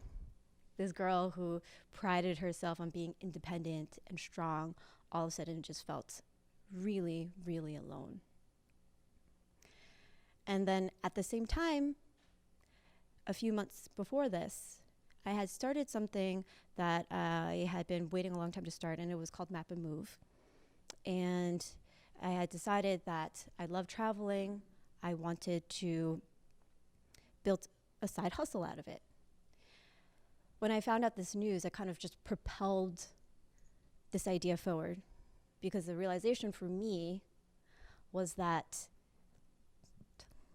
time is short and things may change at any moment. And when I started doing this, I started realizing that other people might want to do this with me. So I'm gonna start here. Let's see. Sorry, Shubhani, it's this, right? Okay. View presents. Okay, great. Thank you. So while I was working at WeWork, I started Map and Move, and I realized as I was doing these trips that actually I wasn't the only person who was crazy enough to want to go travel with strangers on a weekend.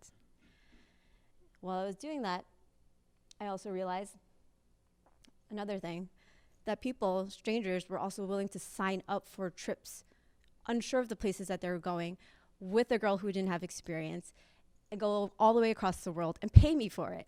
That blew my mind, because I didn't even trust myself to book my own flights. The third thing that I realized that was most important was that as I was looking for photos that I could use on our website, I didn't see anybody who looks like me. Most of the stock photography that I saw that involved travel or the outdoors, quite frankly, were pictures of white dudes. And sometimes I found girls, but they were also blonde and white. And so finally, I realized that my entire journey of traveling, I'd been very, very alone.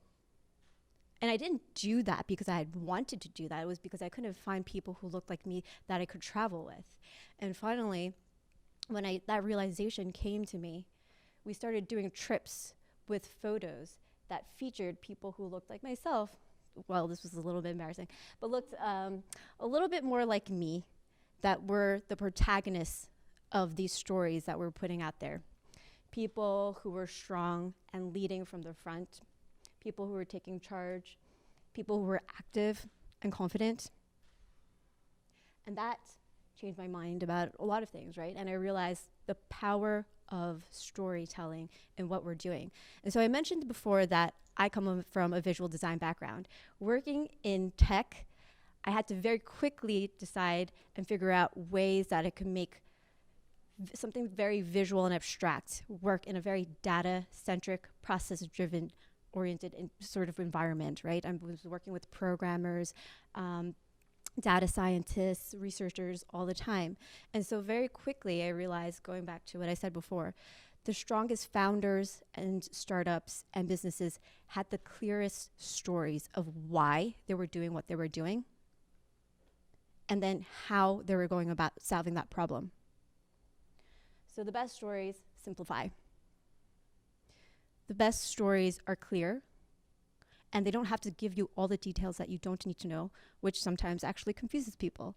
And I think that as artistic, creative people, sometimes we love these bits and details that make things really rich and colorful.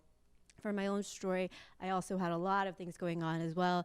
I just broken up with a boyfriend, and then I wasn't doing well in other relationships, but that detaches you and just kind of muddles the story. So really it's about simplifying. The best storytellers get to the point, and they'll do it in a way that's very visual. Great stories reveal human truths. So as you're doing research, I think that, for me at least, I tend to love to tell myself stories, right? But when it comes down to it, the best stories reveal things that are common to all people.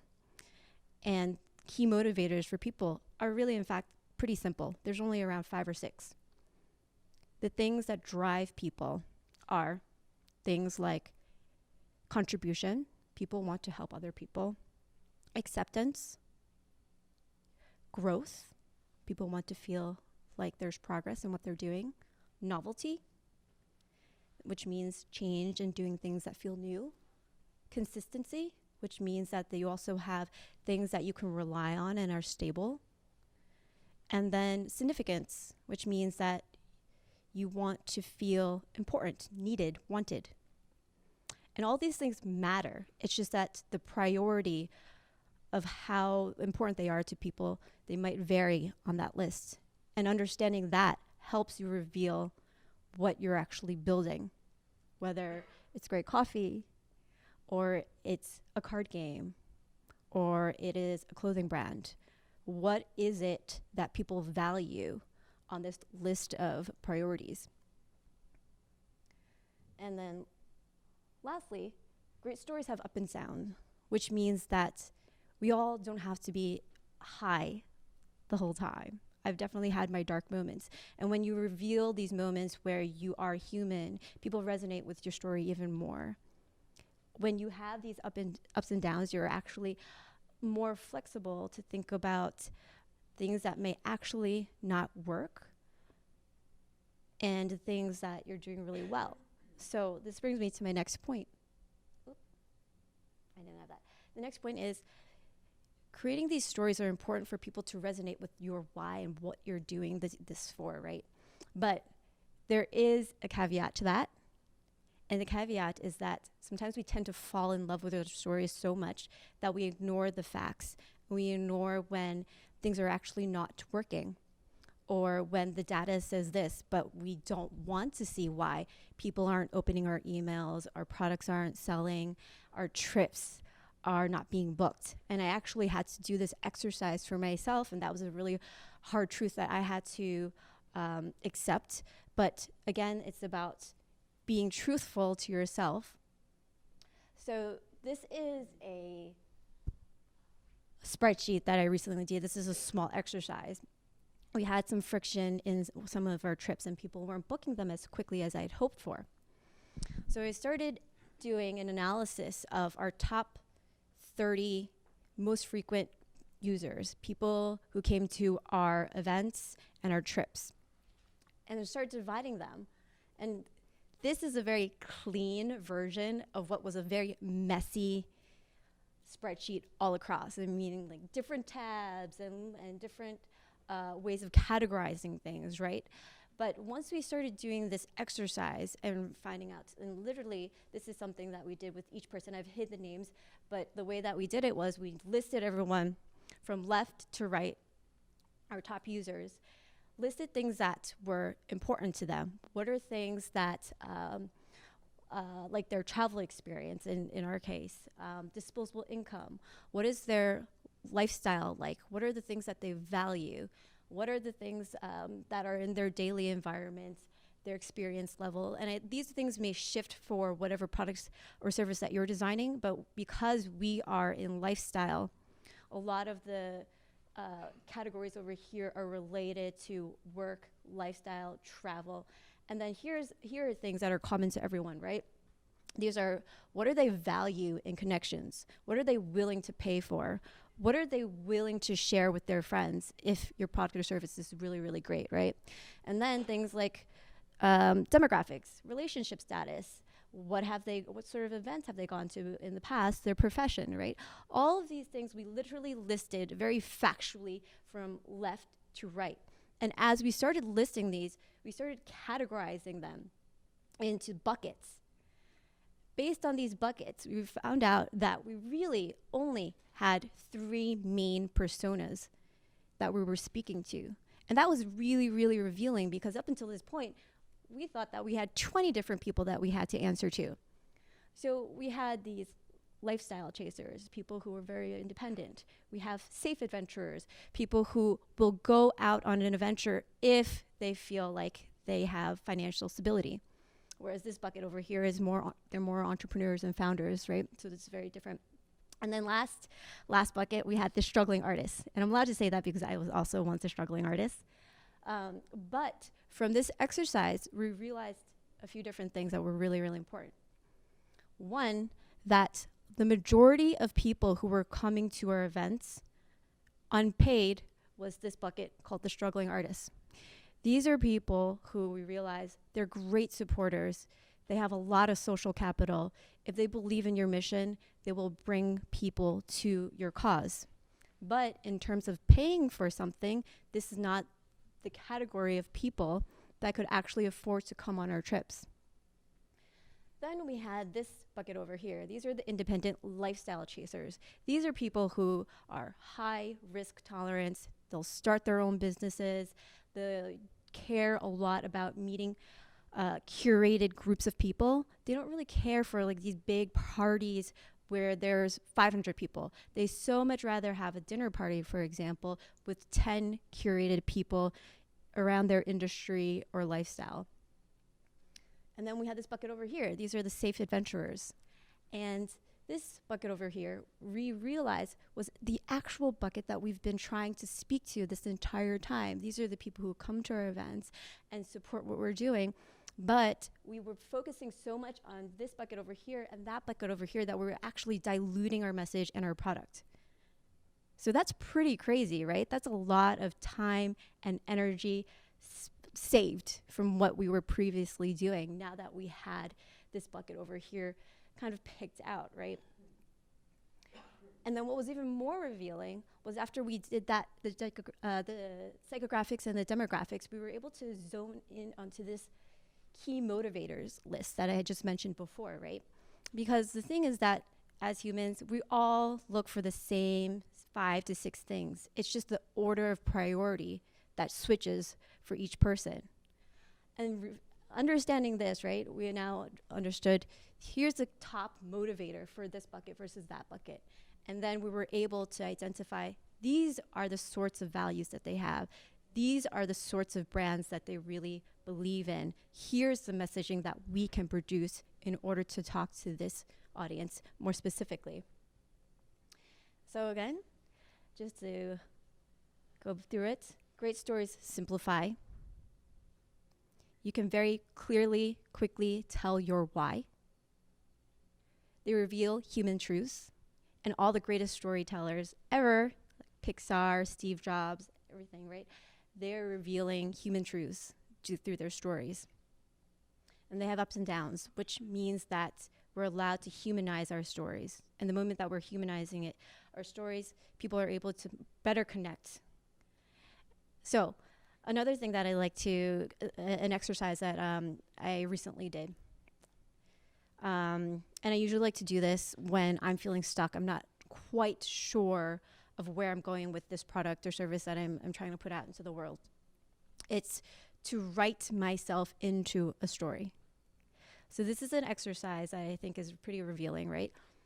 And the way you do it is kind of the format that you use is the format that Pixar uses. And it's really, really simple. It starts with, once upon a time, there was XYZ.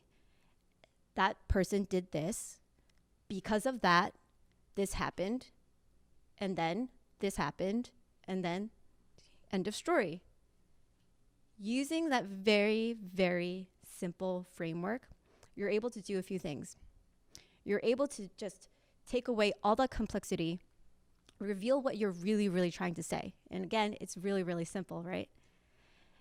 By writing it in third person, I chose to do it this way. You don't have to, right? I wrote, one day there was a girl and she did XYZ and da-da-da-da-da, right? I was also able to take out the emotions from it, which means that I detached myself from this story for a moment and actually talked about why we're delivering this product and what we're trying to solve with our service, right? At the end of the day, for us, for travel, why do people want to travel in groups? People want to have shared experiences. They don't want to do things alone. It's very, very simple, right? People want to feel like they belong, which is why it's important that we have faces that look like me, and it's not just status quo. People want to feel connection with other people. Again, super simple human truth, right? And lots of service-oriented products and services are similar to that. So I will stop right there, because again, I'd love to make this a little bit more conversational and hear a little bit about what you guys are working on. But don't jump up all at once, guys. Hi. Hi, Caitlin. We are working on an umbrella sharing service, so similar kind of like City Bike or like one of these scooter type services. You get on an app and then you find an umbrella closest to you, and so it's like you're not buying umbrellas all the time. Umbrellas are great, cheap umbrellas, or like if you're out in the world and you don't have an umbrella and it's raining, you go out and buy one. It's kind of like more sustainable.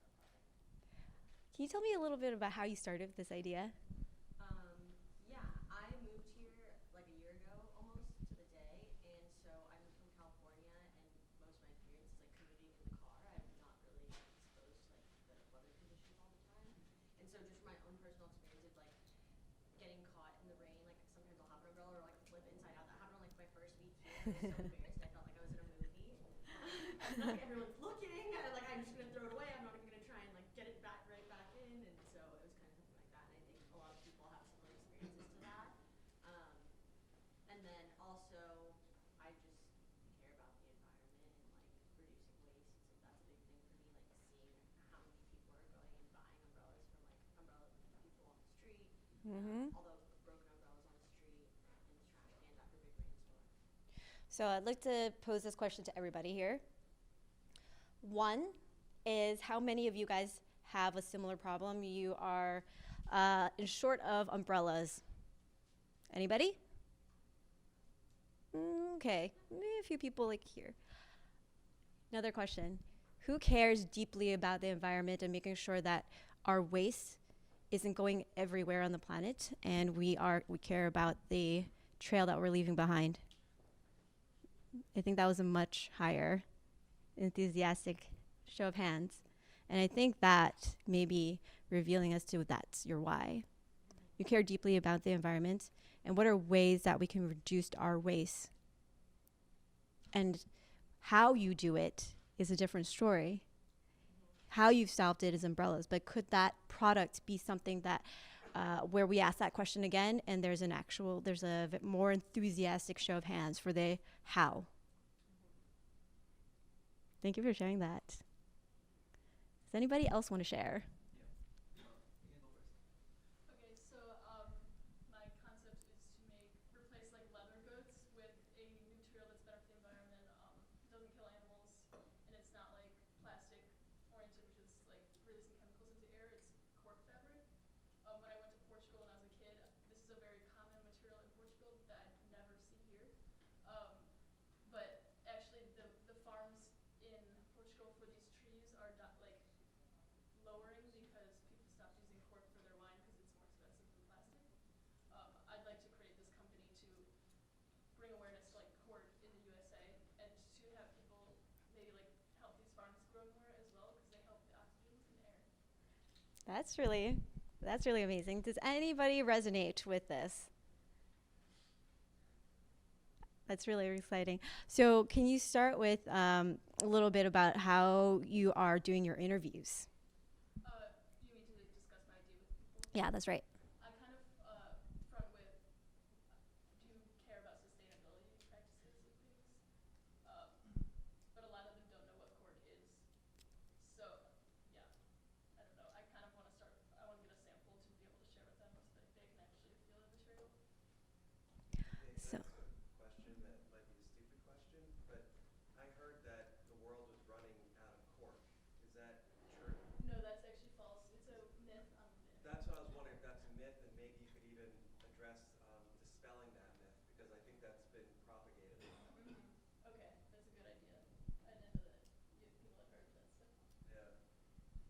So I love this because what you revealed is while you were doing this, that there is an educational component that's attached to it. People don't know what the actual product is.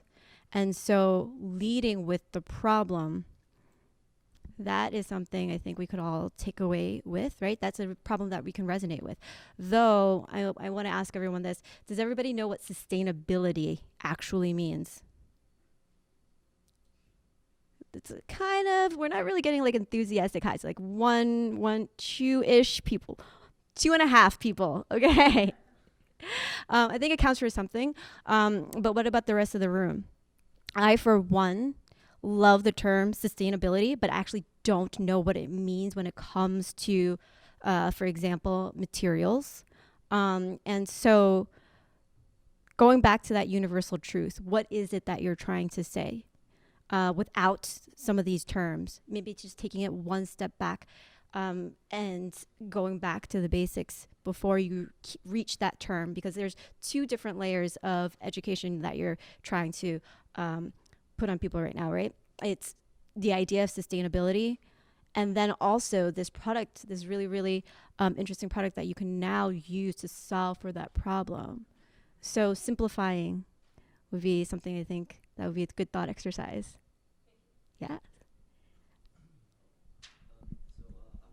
Hi, Woody.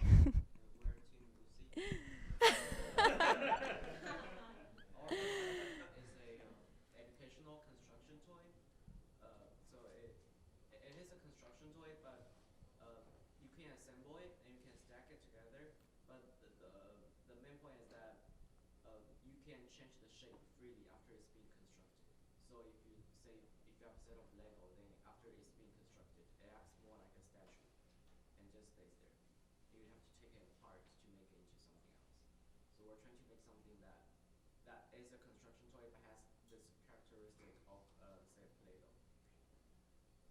So from what I'm hearing, it is it's an educational toy.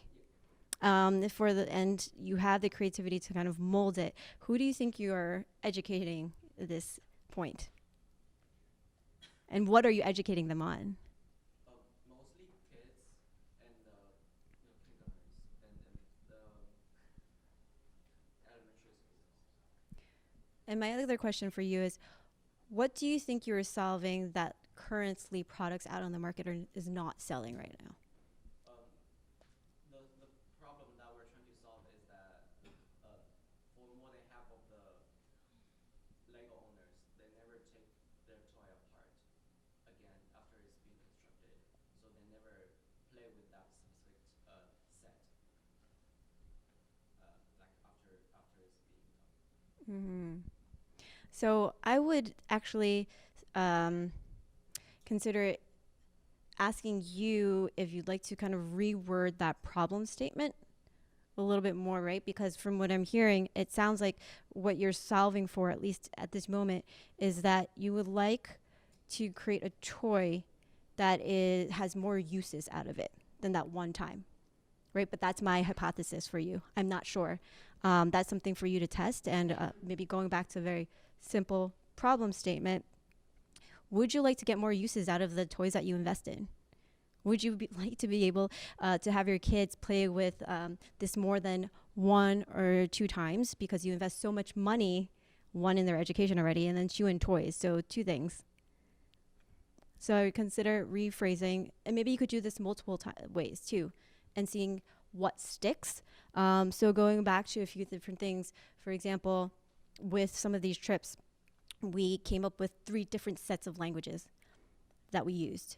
And something that I highly suggest is actually going out and testing them in the market, right? So, for example, without even producing a trip at all, we will put out an email just to gauge interest and say, hey, we're doing maybe a trip. Would love to know if you have some sort of commitment. If you do, please put down a refundable, opposite of what I said, deposit. That's how we will feel committed to you and you to us. So I have a question. For people who might be pre-market on their ideas, what do you think the best way for drive their business. How Yeah. would you go about doing that? Right. Is anybody currently facing exactly what James has mentioned right now? Not being sure who to go to for your sample size.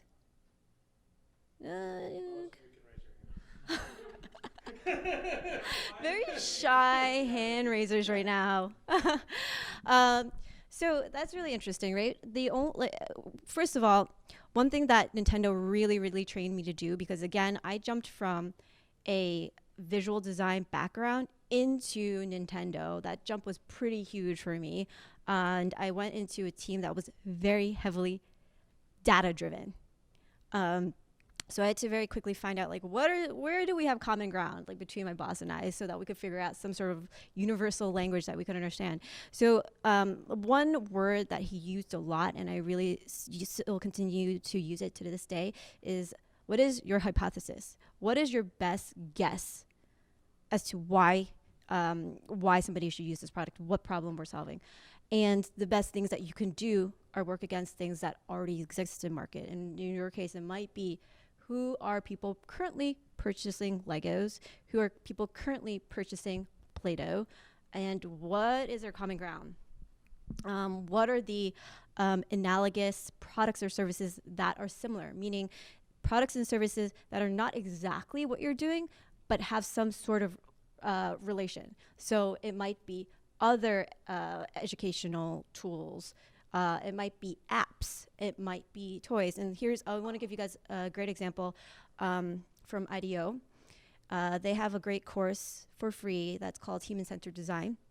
And Human-Centered Design is about design where you are going into the world and actually asking your potential consumers questions, but in their environment. So you could observe and see how they're using these products and services, right?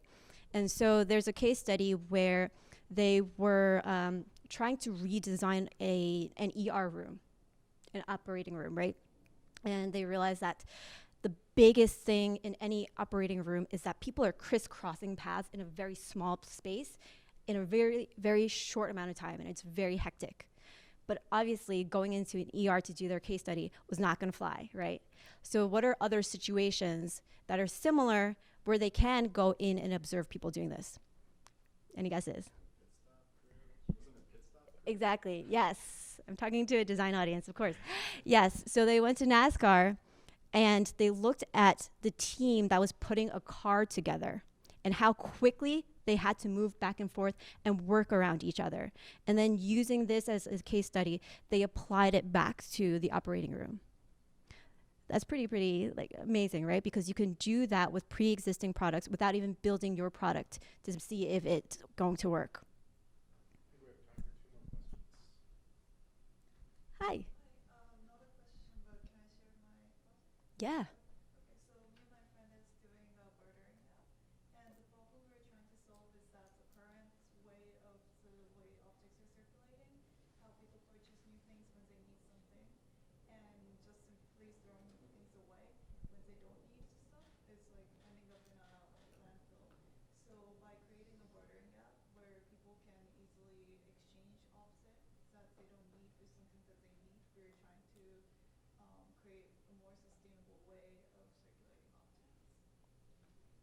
That's awesome. Does anybody know of a product or service that's kind of analogous or very similar to this?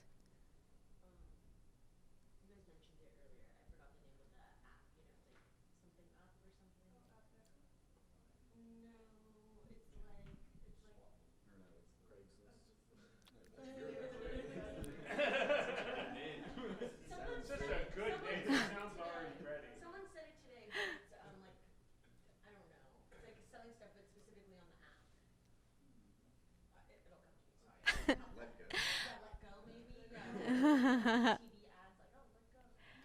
I mean, first of all, I will say that I really love the problem that you're solving. The question that I have for you is, what was your thought process in creating this product or service? How is it different than what's already out there?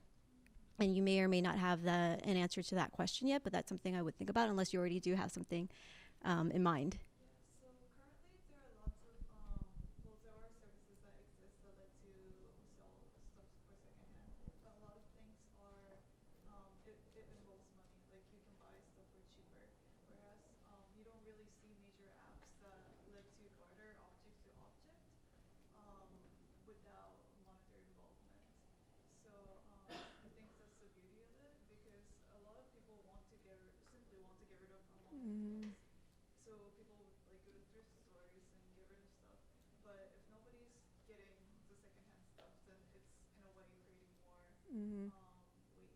So by ensuring swap, by ensuring that someone is actually using the secondhand object, we are creating like a sustainable ecosystem.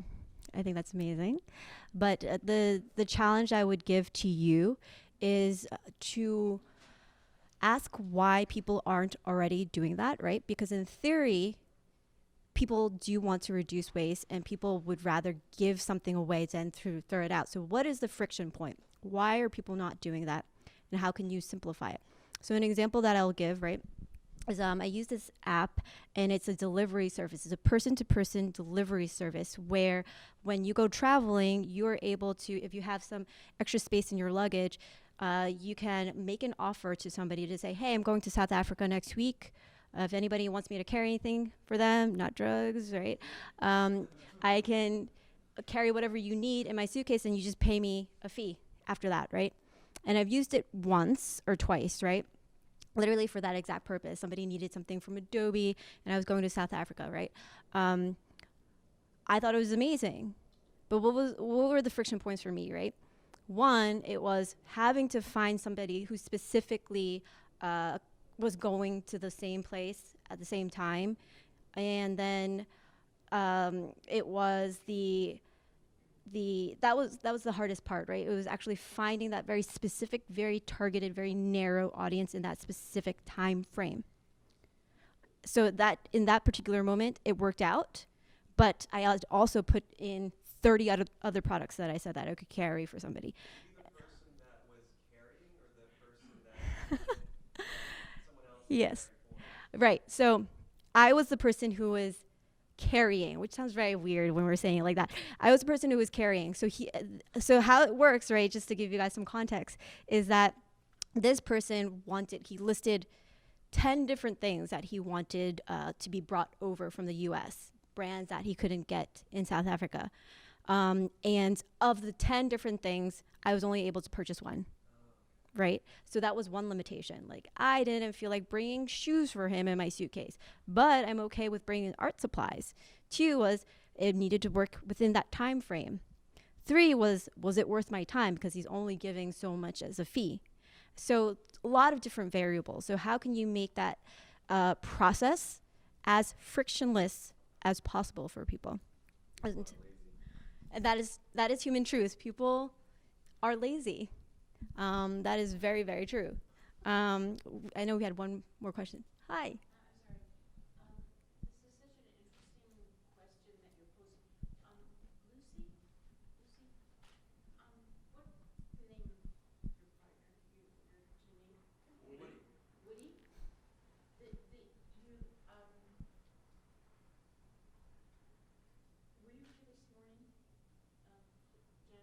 No.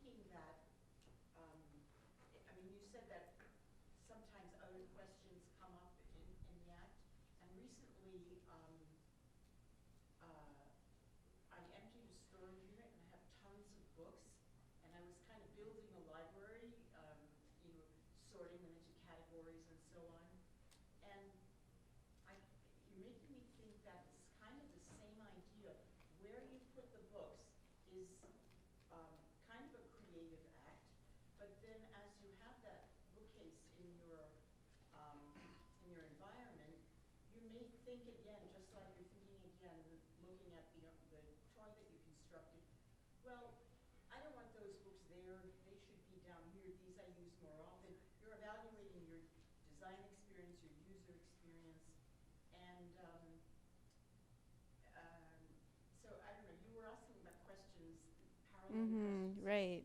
Right. And this is what came to mind when Right.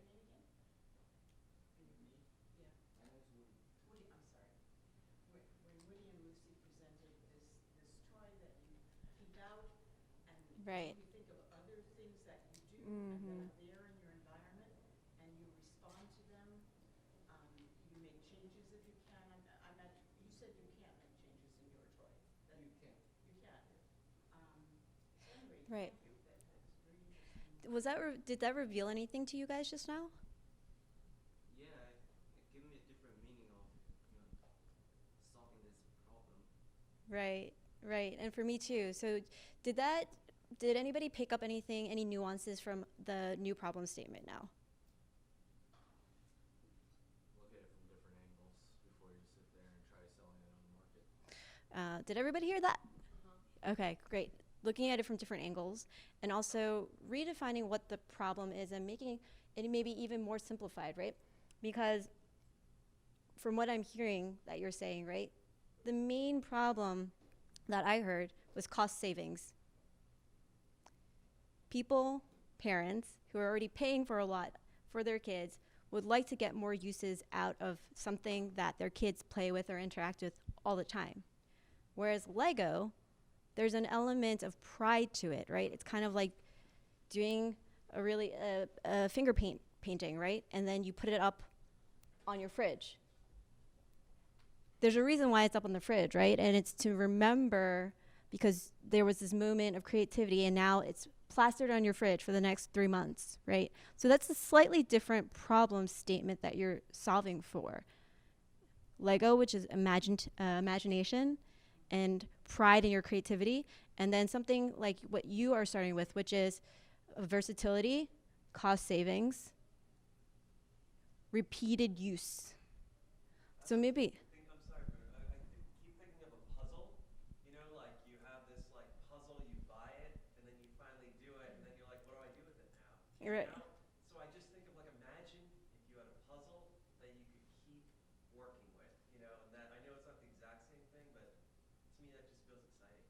that's perfect. That's a similar problem that you're trying to solve for. So instead of focusing so much on the how, which was this educational toy set, now it's going back to the problem and being creative about the multiple ways that you could potentially solve for that problem. Can I just add one thing to that? In that the examples, the 3 examples that were just presented, where something stays around and you kind of have an interaction with it, is in contrast to, let's say, going to a pharmacy and having all the toothpaste and, you don't really reflect on it. Once they're all sold, they're off the shelf. But this is a sort of higher level experience than, our basic business, the things that we can see as long as we want, as long as the store is open, but they don't have that same the creative exchange that the toy and what did I'm sorry, what did you mention? Puzzle. So a puzzle? The puzzle, yeah, and there was something else Well, Yeah. everybody give Jen a massive round of applause. Thank you so much. This was awesome. And can anyone guess what your homework is? Oh, that's a good one. That's a good one. You can thank him for that. Interview more people. No, that was going to be your homework anyway. Yes, that was a good guess. There's one other thing. Reframe your pitches. All of you reframe them. Right now, we are at the moment where we have our idea. We know what we're about. We know what our business is, right? All of you right now probably have that very firmly cemented in your brain. The next step is taking that and making it real. And we have just under 2 months to do it. And so now, go back, reframe your pitch 3 times for 3 different people. 3 different ideal customer profiles.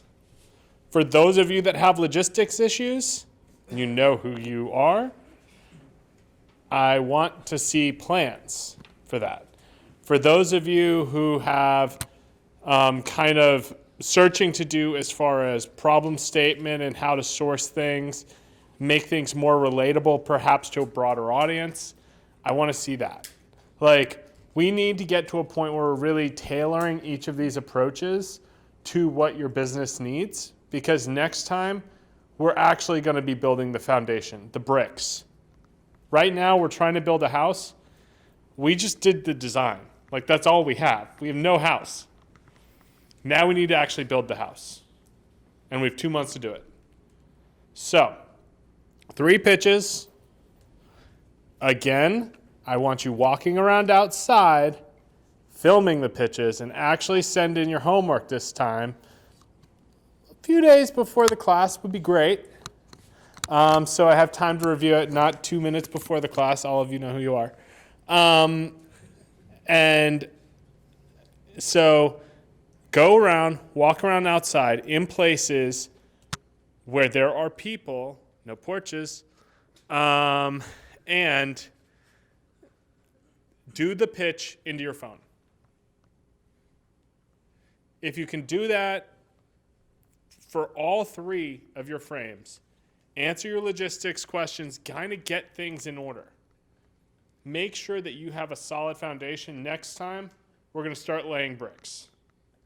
And then by the time the pitch competition comes around, you guys are going to be like, this is, between now and then, it's almost magical watching what happens. And now I will let Carl speak because he has signaled. Thanks, James. Final closing things. I want to go over logistics with you guys.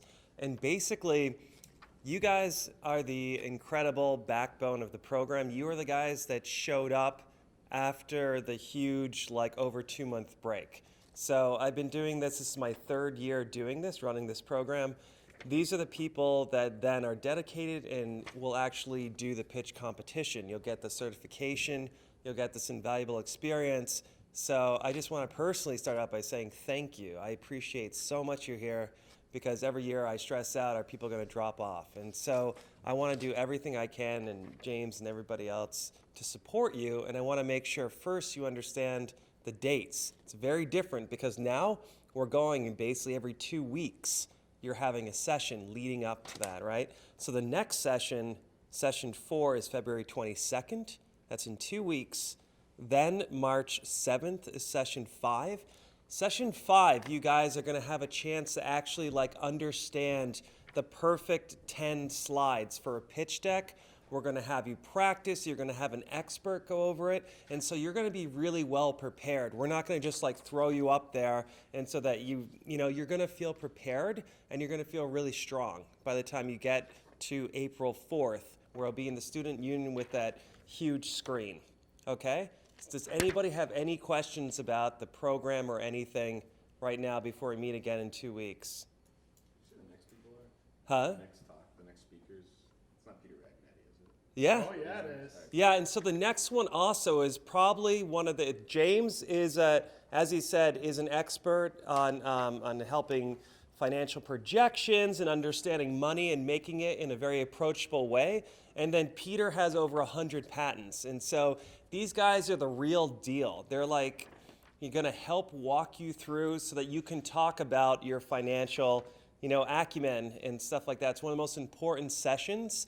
And so then you'll have these foundations for then the 5th one, which is the March 7th one, where you're actually going to be getting up there, and I'm going to help you with the public speaking part. We're going to have an expert on pitching who's done hundreds of pitches to help you out there. So you're going to feel really great and supported.